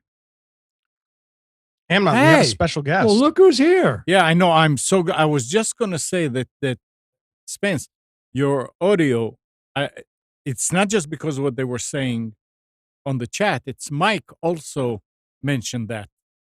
And here Carl is saying something, and I don't know how your audio is working. My Zoom mic volume was at 90%, and now it's at 100%. I am 1 inch away from my microphone. My question is, how is now it sounds great. How is your you see Carl is saying that it sounds like you have AGC, the automatic gain. It's off. Oh, okay, because I didn't know if you're going it's always through off. another device. All right. Hey, Mike. Audio is not important. No, That's never is. Never. This is strange. But it's yeah. Carl. I mean, I'm still seeing the same signal coming from Spence as after he raised it. It just has to do with it has to do with the inflection of your voice, Spence. So when you're reading the specials, you were talking a little calmer. That's all. It's nothing crazy. Yeah. I'll whisper from now on. Spence, tell me about. You see, even that moves. Tell me about a good deal now. on 2 gigabyte flash drives. Yes, sir. Welcome to Computers 2K Now, the AMSR version. So what's up, Mike? Oh, just fighting this camera. Oh, wow. It looks good. Oh no, not now. Did you didn't hit? know since you He haven't been must. on, You Amnon- must Amnon have. went blind. You Yeah, must he, have he hit can't it. see anymore. No, he must have hit it No, real hard, it was and it's zoomed all the bleeding. way in. I tried unzooming it, and this is what happened. So we'll see. Amnon, remember I was telling you about that fault I found on the Lenovo laptop? Where the camera just would freeze. Oh yeah. No, the internal camera wouldn't work with any application. It would just freeze up. And I'd stumbled across it on the Lenovo chat boards about technology, saying, "Oh, by the way, there is a firmware update because the firmware for the camera will not work past version of Windows 17 something." Like what? How That's far? a- What? That's 17. Was that 3 years ago? It's Well, like that's a great segue for a piece of software that I believe Gall told me about, and we haven't talked about in quite some time. Snappy Driver Installer Origin. That is a godsend. Yes. Since everybody's been working from home and using cameras and microphones, we've dealt with so much of this crap at work. It looks like you're installing a virus on your computer. The software is very It is an Trust us, it is engineering not. software created by engineers. Yes, it is it is arguably probably the most unintuitive software I've ever used. You will likely have to watch a video how to use it the first time because it does not make any sense. But Snappy Driver Installer Origin will almost always, if you've got an issue with a driver or something, it almost always fixes it because it will update all of your chipset drivers. It'll even do your BIOS. I mean, it is a really, really cool piece of software. If you've got an older computer that you don't use all that often, and now you're trying to do Zoom videos and Zoom audio and all that stuff, and you're having issues, I guarantee you, if you install SIDU, that's the acronym for it, Snappy Driver Installer Origin, you install SIDU on it, you'll have 30 or 40 drivers that need to update. It'll take a while because you'll be downloading like 3 or 4 gigabytes of drivers. But once it's done, you will probably notice your computer is far snappier, no pun intended, and things that may have not been working like webcams or instability will go away. So it's a phenomenal piece of software. how do I rate my computer snappiness? Is that a software You said it program? would make it more snappy. I mean, Yeah. Okay, so you do this. Is it So a you do 1 this. to 10 scale for snappiness? You go like this and you or go, percentages. yeah, you go like this. Yeah. How many times can you snap so you click File Explorer with your left hand, and how many times do you snap before it opens up? That's how I test snappiness. I get it. So it's a really cool piece of software. It looks like you're installing some sort of rootkit on your machine, but you're not. But make sure you install the one named Origin, Yes. because the other one is a rootkit. So, So it's on SourceForge, and it's not for everybody. You got to be somewhat high tech to use this. I would And- not recommend this for everybody. and keep in mind, if you are using some older hardware, some of the drivers that it will recommend might actually lock out that piece of driver until you install what the Windows recommended one.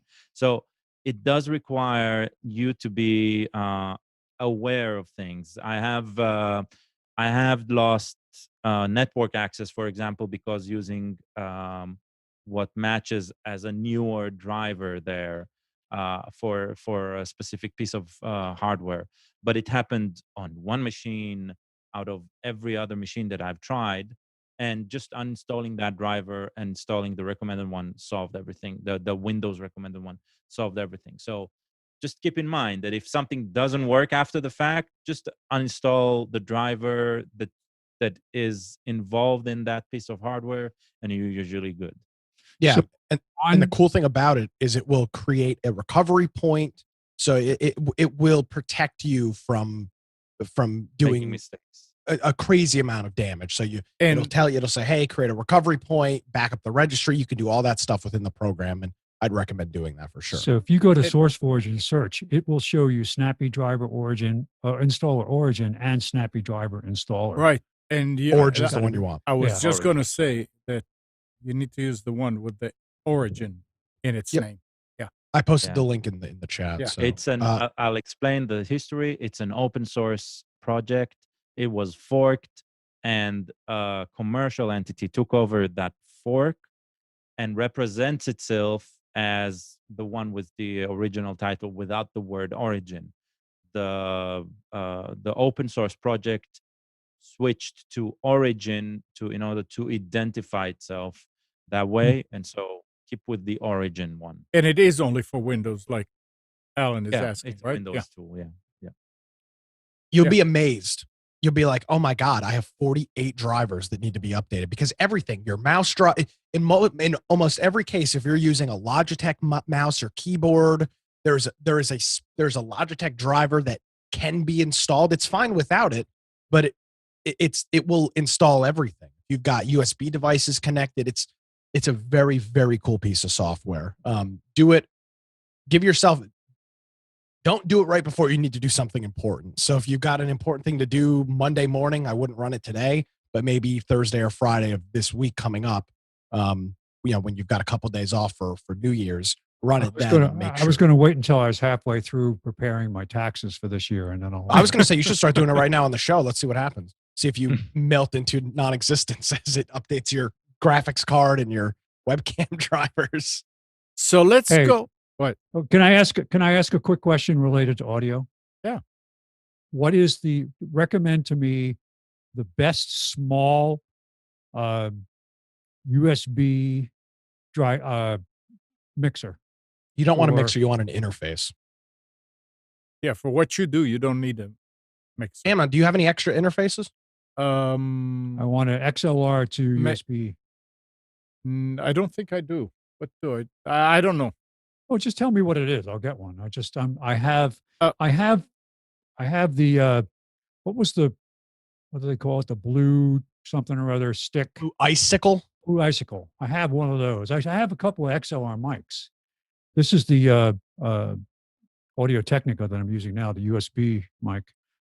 But if this is messed up, then I don't think it's messed up. It's like Nick said, it's the way you talk. And but it's also the fact that you can't the Windows, because it's a USB mic, you're limited at how high the audio can go. It's not a but I've had the same issue with it before. You were saying, Spence, you were saying, you mean you had it with this microphone? Yeah, because it's the USB is limited, right? With an interface, you can crank up the gain, you can tweak it with your level control is 0 to 100. There's no tweaking of it. Well, this is also an XLR mic, so why don't I use You could, the other adapter and see? Well, that only has one control on it, and that's the volume. but it's got a preamp built into it, so it should be fine. Yeah, I'll drag that out and try it. Did you ever look at the Windows settings for the mic? I mean, don't absolutely, look at just at Zoom. Every time you've mentioned, I've checked everything out. No, you were just saying that Zoom was at 90%. Zoom and the Windows are the same. I looked at the Zoom. It's the same thing. It's operated. Okay. It's the same. Okay. It uses the same background. So. Okay. Yeah, when you change your Zoom audio level inside of Zoom, it is hooked. It is the Windows volume mixer that you're adjusting. I didn't know that. But I have the same issue with the ATR USB.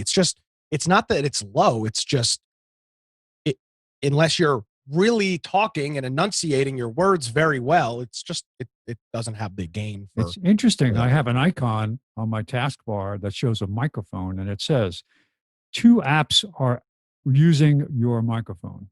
That's the Windows 10 privacy. Right. So you can block, for example, and if you go to it's settings privacy, you can turn off microphone and video access on your computer, and you can block that's another privacy thing. If you don't want, you want to make sure that your camera or microphone don't get turned on, you can block that stuff, which can also cause problems. But that's part of that. Mine has the same thing. I mean, I'm looking at what's authorized. Spence, Nick, and I are using a microphone preamp. That DBX. He doesn't So- need a DBX. No, he doesn't. I know, but you just need to get to that point that, and do you have any UV meter anywhere? No, but I have the old gigantic USB I- mixer. Well, no. Behringer. I mean, I well, can use that. But if you have one of those icicles or something, you I just do have give the one of those a shot, because that thing's Yeah. got some sort of preamp in it. just make sure that you are switched to the correct. Whoops. Oh, I'll be switched to it because I'll be disconnecting the USB cable to the mic and connecting through the Blue Icicle. So I won't be using the controller that's built into the mic. There's a mic. Here I am. Here you are. So what? I mean, the camera is not doing it. Well, I'm on Skype, but there's a problem with Zoom. I couldn't even force quit it. I rebooted the computer and it wouldn't even force quit. So it just closed. I don't know. Wow. Hey, Amnon, Yes. what aux sender are we getting audio on? Is it 3? From C2K or from the whole thing? The whole thing. I would think that it's 3 It's because the whatever one you adjusted before the show. What number was that? 3? that was 3. Turn the Sorry, master wait a for second. No, that's 2. Sorry. turn the master for 2 up on the right side of the board.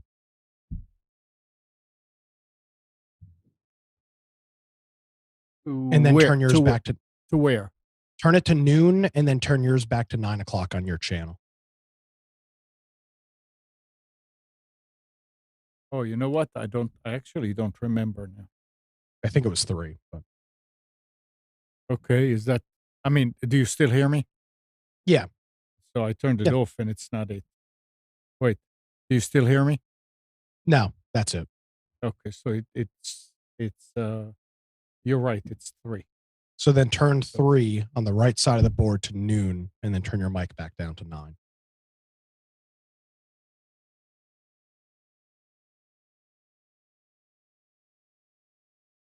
Okay, done.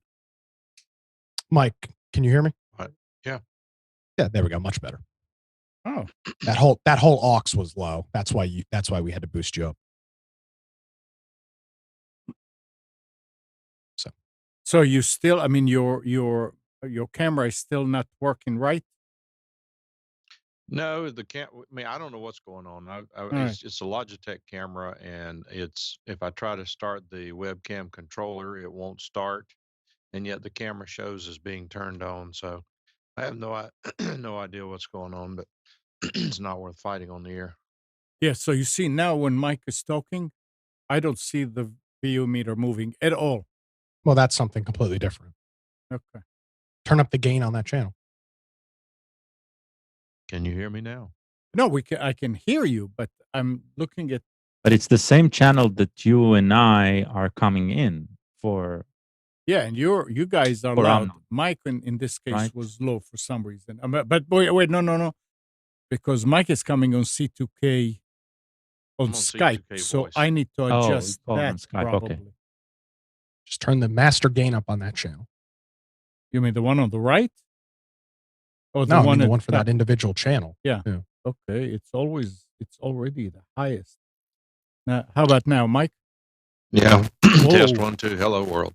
Wow, listen to that Yeah. clipping. Oh yeah, because you Okay, jacked it up. yeah. Okay, all right. So as we're talking, I'll adjust it. This is strange, really strange, really strange. Now it's I've got a bit of a not really a review, but I bought that power supply that I talked about a couple of weeks ago.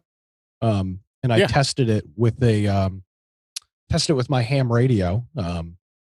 Not drawing any real current on it. But it worked. Worked really without an issue. So you're talking Again, about the adjustable. yeah, it was the cheap adjustable power supply. It'll Yeah. do up to 10 amps. I wouldn't do anything mission critical on it, but I did, plug the banana connectors into it and wired up my little mobile ham radio, and it did work. So that was cool. And it seemed to do that pretty well. It's not passively cooled. It does have a probably a 90 or maybe 120 millimeter fan in the back of it. So as you turn up the voltage and amperage, the fan will spin up so that it will keep the components cool. So I haven't put any major stress on it. I don't intend to, but it doesn't. It works at least. So you can put it in the freezer. Yeah, I mean, I guess I don't know. I don't have 120 in the freezer, so you can install it. I actually am doing an electrical project. I got a dishwasher, not a dishwasher. I got a garbage disposal for Christmas. I've got to grab some power from the dishwasher to get an outlet set up under the sink. So that'll be a project for this week. Mm-hmm. Where are you going to put your switch for the disposal? So I bought an outlet. It's a single gang outlet. It's got one plug and then a switch on it. And the way, depending on how you wire it, the switch can control the outlet or it cannot. So I'm going to mount that under the sink because I don't feel like ripping my backsplash up. And I'm just going to mount the box right next to the door. So when I want to turn the disposal on, I'll just flip open the bottom door and turn the switch on. Do you happen to have any available open? Is your sink, does it have any holes in the top that are covered with just a decorative cover? It does not. Because they do make a push button you can put into a hole in the sink. Oh, I didn't think about that. No, that's a good question. I'll have to look. No, it doesn't. It's granite countertops, and there's no extra holes in it. And I really don't want to drill through it. I'm not going to be using it all that often, so I could always wire a switch in later. But yeah, I got a little single gain box. All right, how do I sound now? Oh, fine. Sounds fine. I'm on the Blue Icicle with a Shure microphone. Sing us a song. You sound like, I feel like I'm watching one of those like 3 o'clock in the morning. The greatest hits for just $29.99. Get all these hits from the 60s, 70s. That's 80s. right. This is Cousin Brucey here. Ooh. Will it fit in the stand? What? Will it fit in the stand? Oh, it will. The not in its current form. I have to change the head. Sing some Barry Manilow for us. I don't know that it sounds better. It's louder, but it doesn't sound better. What do you think? So this is a Shure. Oh, let me tell you the model. Actually, that sounds better like that. Fine.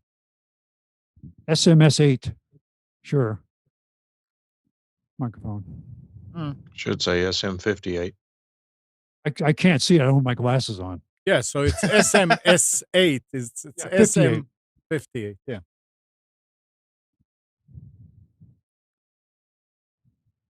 All right, so Apple stuff.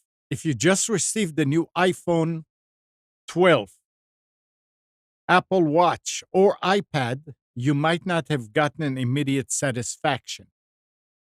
Apple was having some iCloud issues, reporting CNET.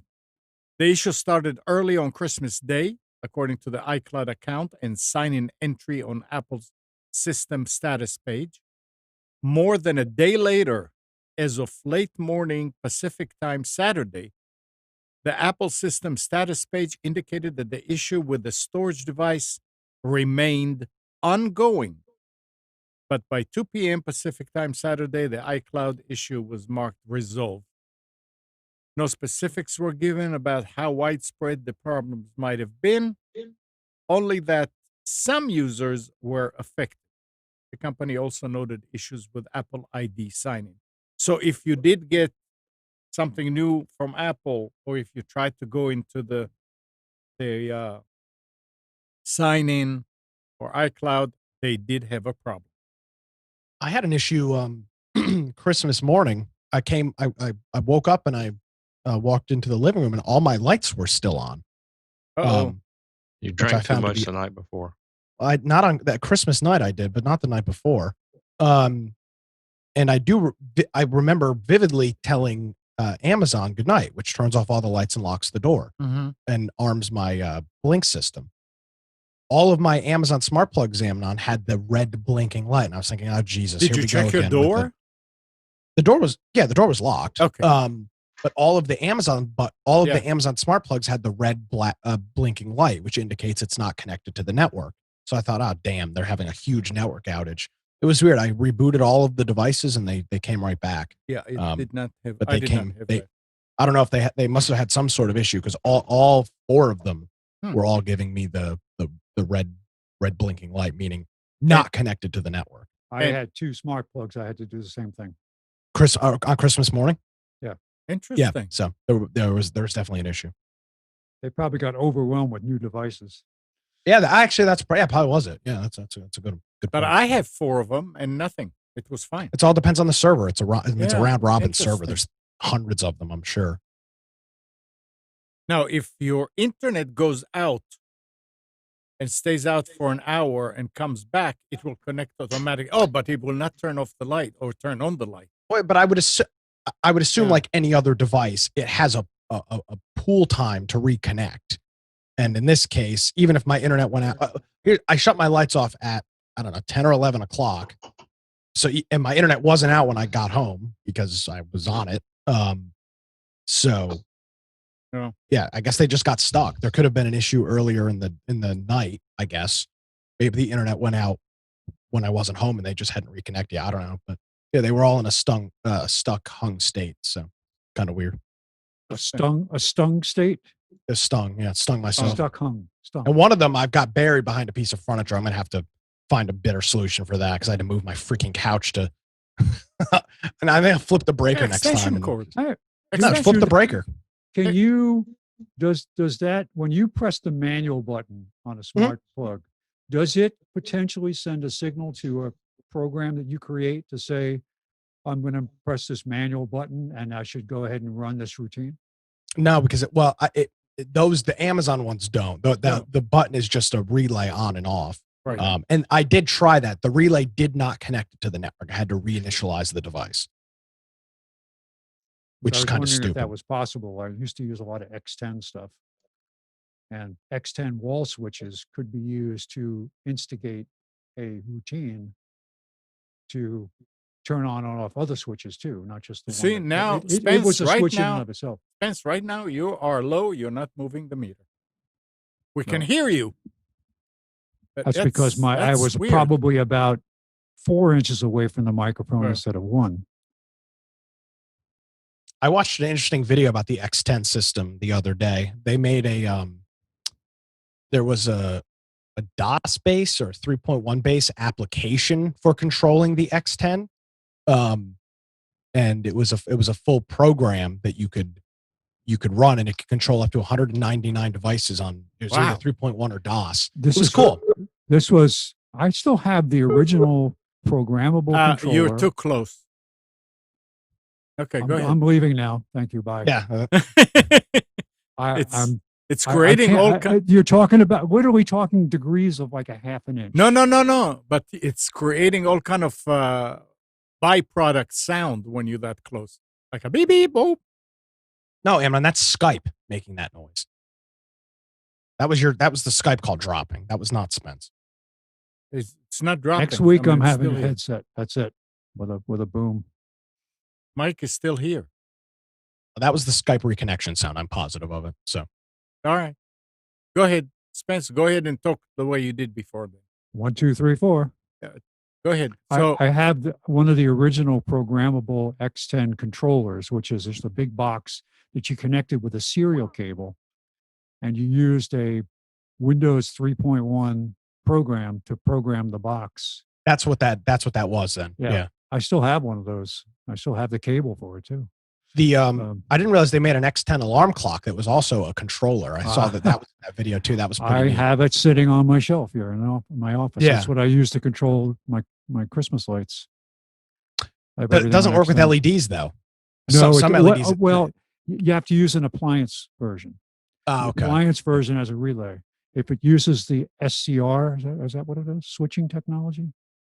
If it uses an electronic switch, LEDs won't work. Yeah, they work. They're when they're off, they're just dim because it's still sending current through the line. Yeah. Either that, or you can introduce enough resistive load, like put a regular light bulb in the circuit, and then it will work properly with LEDs. use that for a tree topper, just a screw-in Yeah. light bulb. Yeah. I still have, as those things die, I mean, I have a bunch of the wall sockets. No, I mean, the plug-in modules. I used to have outlets and switches. I gave them all away because I could never get them to work right. But this, for one time a year, I control everything with these modules. I have three different circuits operating separately. One is for outside, one is for inside, like just the Christmas tree, and one is for all the other lighting in the house, holiday lighting. Yeah, my parents used to use a small X10 system for the Christmas tree and a couple, like 2 or 3 lights. Yeah, cool system.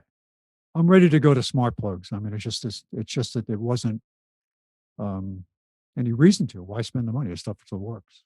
Yeah, I think I moved them over to a smart plug for all that stuff. I mean, the X10's fine.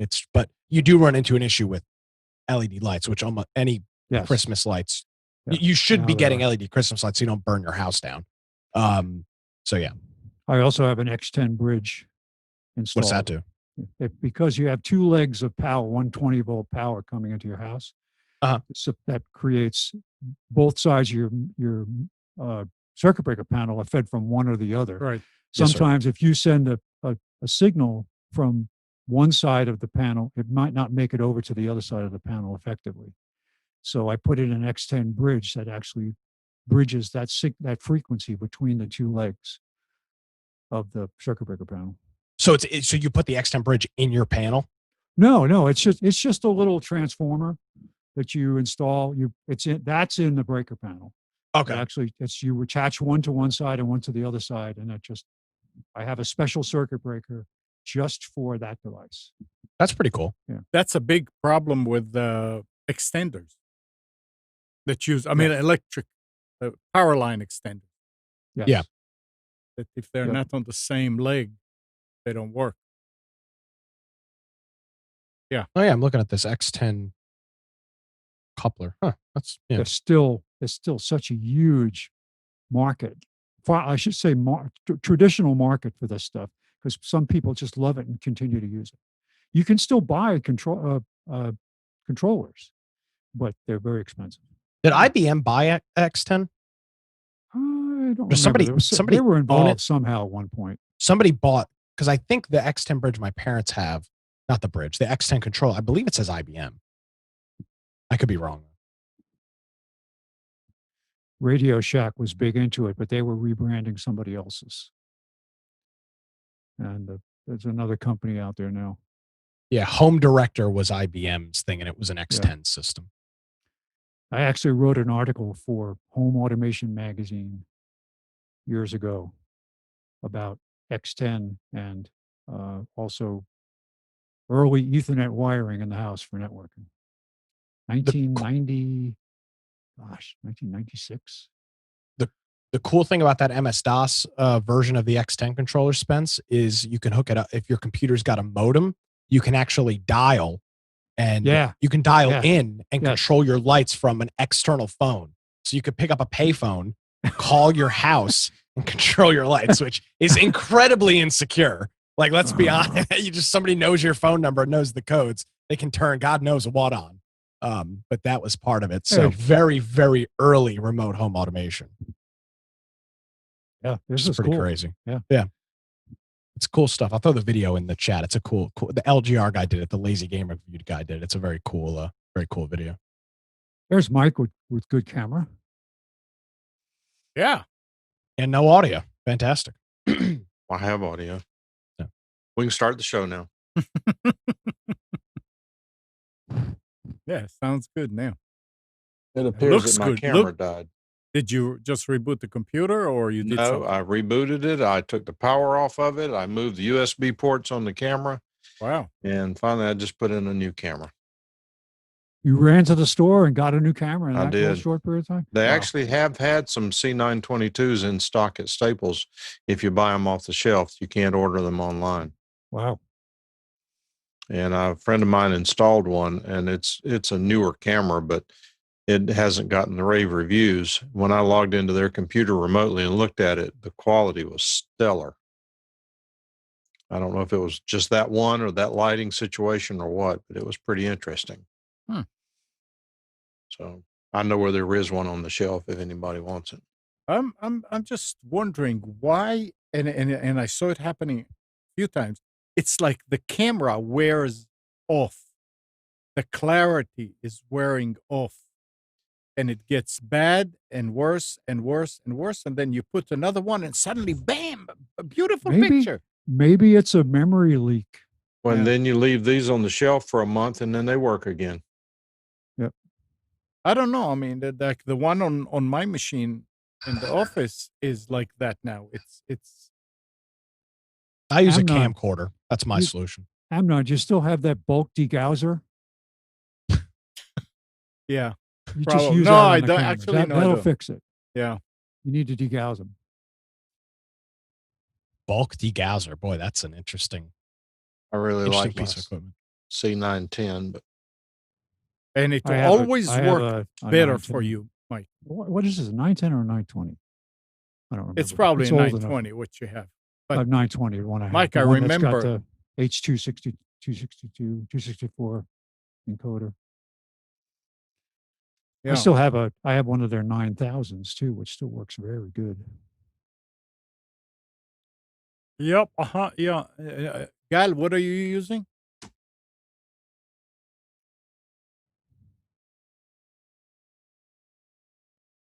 He's muted. The wobble Muted? cam. I'm not muted. Oh, well, you weren't talking. So I'm sorry. I thought you were talking, but I thought I was talking. we didn't hear you. I'm using a Logitech 920, I Okay. think. All right. Yeah. Think. Most people today use that, but I do remember from years past that the 910 worked great for Mike. well, this the is a 910. 910. It was interesting.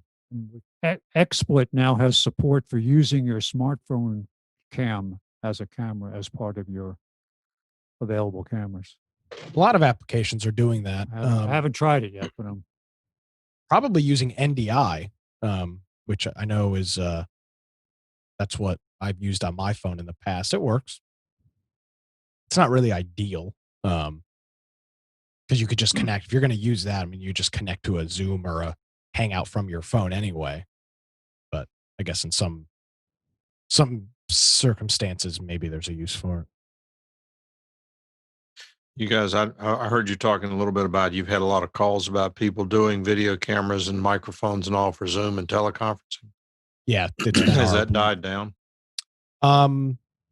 Yes, there was a big throughout the summer. It was a real issue, and the biggest issue of them all was not cameras, not microphones, but what I was talking about earlier, those Windows 10 privacy settings, because some feature updates on Windows 10, depending on how you select your options when you upgrade, if you go into settings privacy, microphone and video or microphone and webcam, it will be turned off by default. So they'll say that my camera doesn't work, and it's a built-in camera on a laptop. Like, I mean, what do you mean it doesn't work?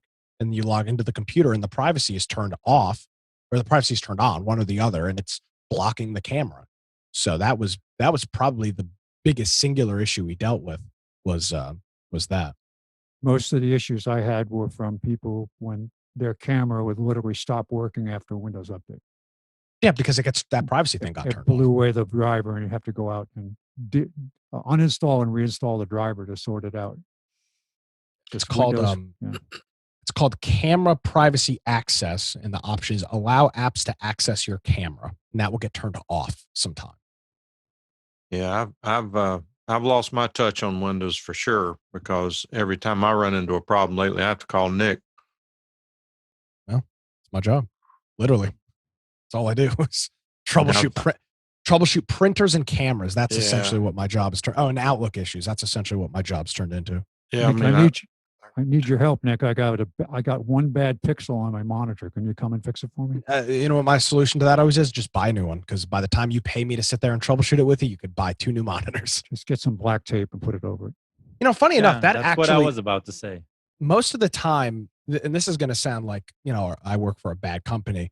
Most of the time, people are using older hardware, older equipment, and I know people don't like to hear this, but for business again, not consumer, but for business, a lot of the time the solution is replacement. I got to remember these computers in a business application. For example, like a vet place or an animal hospital.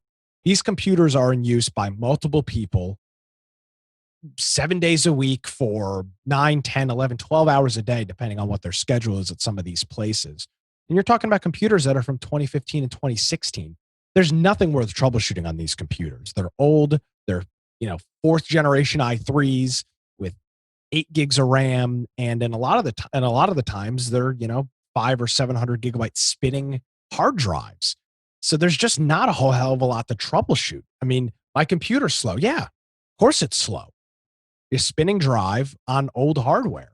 So a lot of the time, I have recommended replacement plenty of times just because it's just literally not worth the process of going in there and running CCleaner, which doesn't speed up your computer. It may, in a very short term, help an issue if you're literally running out of disk space, but it's not going to speed up your computer. Have you ever had CCleaner trash a computer? I have not. But I've seen that a lot of times. But it doesn't. It doesn't. The only time CCleaner really helps is if you're so low on disk space that memory doesn't have enough room to swap and write it to the disk. That's really the only time you'll find CCleaner actually do anything. Or you agree to delete something that you shouldn't. Yes, yeah, and then in case you bricked your computer. But there's no application to speed up your computer. Even the PC-Matic guy who sells his speed cleanup system on TV, it's just old hardware is old. So for business use, a lot of the time I may have sold 50 computers since COVID started. I know a way to speed up your computer. I don't think, to say it will speed up your computer is a lie. But that's what they want. But it's not a lie if your computer is working real slow because of applications and disk space and too much stuff working in the background and all that. Then you can speed it up, but only to the speed that the hardware can do. And you cannot get it any faster than that. Yeah, and in the case of these business machines, these computers are on a 3 to 7 year upgrade. So actually, probably more like a 5 to 7 year upgrade cycle. 5-year-old computer acts like a 5-year-old computer. And Carl says upgrade to an SSD. It's not worth upgrading those computers to an SSD by the time a customer buys the drive and then pays for the labor of us to clone the disk or rebuild the OS. You just buy a new computer for $800 and call it a day. Yeah, it makes more sense also from taxes. Well, not even from taxes, but you're putting an SSD. Sense. It doesn't, because you're spending the same amount of money. But you're putting an SSD into a computer, you might get an extra year of life out of it. But by the time we buy the SSD, upcharge it, which we will, that's the business. Do the labor, and that's it. That's it. There's literally no reason to not get a new computer. You'll spend $500 to put an SSD in a 4th generation i7 with 8 gigs of RAM. It's stupid. There's no point. And I found out also that a lot of these cases, it's not that the computer got slower. It's that the people that have that computer, maybe at work, they have a faster computer, friends have faster computer. And when they put their hand on it, they say, wow, my computer is so slow. Well, it's not. It's just a perception. But yes, if you feel like that, then and you need the speed, hey, get a new one. Yeah, absolutely. So yeah, we've done a lot of new computers, and it's been tough because stock has been so limited, especially higher end laptops. Because we've replaced a lot of desktops with laptops and docking stations because there was the concern that users would have to go back working remote again. So instead of getting a cheap laptop to splash top connect to your desktop at the office, we've done a lot of new laptops and actually new firewalls that support SSL VPN, so the users can take their high-end laptop home with all their stuff, bring their docking station home, connect to the VPN, and essentially be on that network. And it's one less computer to maintain and manage, and it's just a whole hell of a lot easier. At my work, we just replaced my former computer was a Lenovo X1 Carbon. It's an i7 with 8 gig, I think, of memory. I'm not sure which. We used them for probably 3 years. We got the brand new version of it. I don't know, $1,500 a piece, business computers. Switched it over. The docking is through a USB-C port. And I see zero difference. It depends what you do. I do business computing. Yeah, you see, if you use Excel, Word, nobody's going to run WordStar on it. I don't know what WordStar is. Yes, you do. Display writer. Have an old display writer. So I got the old one for $100. There you go. See, that's stimulus. No, I don't get stimulus. No, that's stimulus. You see, they stimulate. Hey, yeah, I'll buy it. That's great. I'll tell you what. God was mentioning Facebook earlier. Another thing, Gal, that Facebook has done really, really well is they've killed Craigslist, which is great because Craigslist was so shady and so suspect and just criminal. It was just so like, send me an email at Craigslist8565 Craigslist.com or .org. And Facebook Marketplace. I mean, I've sold. A friend of mine has sold thousands of dollars worth of stuff on Facebook Marketplace and is reporting. Was it his stuff? It was his stuff. Yep. And he's made sure he's reported it all to the IRS and he's told me about it. So yeah, good. A friend of mine has done a really good job selling stuff on Facebook. I've thought about it, but I'm not sure I'm going to do it yet. The thing is that theoretically you're dealing with people and using their real names. Yeah. Well, and you can see their profile. Like, again, my friend sold an Amazon, what's is it the Show, I think is what it is, the Echo Show. And so the lady wanted it, and he looked at her profile and, picture of her and her kids. And it was like, okay, this person's more than likely not going to try to mug me. Yeah. And he didn't get mugged. So I've sold a couple of things on Facebook Marketplace very successfully. I used Craigslist once in the last couple of years, and I was appalled at the fact that I had to pay for the ad. Wasn't what? A lot of money. Yeah, for some ads you have to pay for. Oh, selling a vehicle now. Cars, you have to pay $5 a month. Yeah, $5. Why? Is there a legal reason for that? Because they can. No, I tell you why they did it. It's because so many dealers we're dumping that stuff there. Yeah, and it was just ridiculous. So they figured, hey, we're going to make money from them then. Well, they're dumping now on Facebook. Oh yeah, and Facebook, $1. In Facebook, there are also scams. Don't think that there are. I mean, on the marketplace, I've seen them. There's scams everywhere, but it's a lot less likely. It's a lot less. You can catch on a scam. Like I'm looking at this item right now that somebody's selling. It's an ICOM radio. The person doesn't have a profile picture. Mm-hmm. Their name is Poe, P-O. The last name is something foreign that I don't even know how to pronounce. Like this, it might be legit, but I'm sure as hell not going to buy this. Yeah, but all you have to do is to send a money order to LaGuardia, and then he'll send you the overpayment, and you can keep that for works every time. Courtesy. And then you can ship your refrigerator to him. I don't really want this ICOM Marine radio though, so I don't think I'm going to do that. There have been some ads on. All right, guys. We can stay and talk afterwards, but the recording is going to be too big for YouTube. Amnon's running out of hard drive space. He needs to run CCleaner. No. You filled that. I mean, we can continue, but I need to end the show just and then have a post show. So, anyway, thanks, Spence, Nick, Mike, Gal. It was great. No new radio show tonight. Why? because I'm taking the week off. Okay. We'll be back though. The country's it'll be a burning, and you're What going a to goof off. Slack. I Yeah. am. What I was And- about to say. Come on. And good morning, Kathy, Hannah, Nabil, Mac, Norm, Katie and Donna, Dina, Arlette and Michal, Eleanor. Thanks, everybody, for tuning to Computers 2K Now. We hope you enjoyed and maybe learned something from our time together.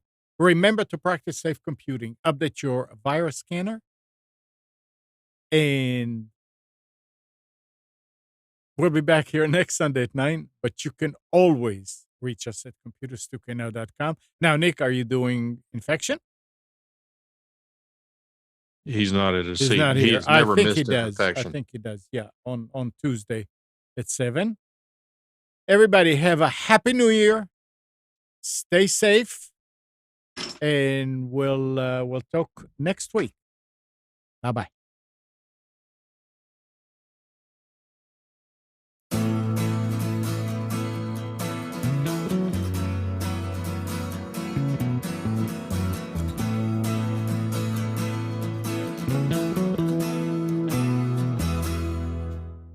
You are tuned to the Nissan Communications Network. If you tuned in too late, you can always watch each program in its entirety or download an MP3 audio file of it in the archives section at nissancommunications.com.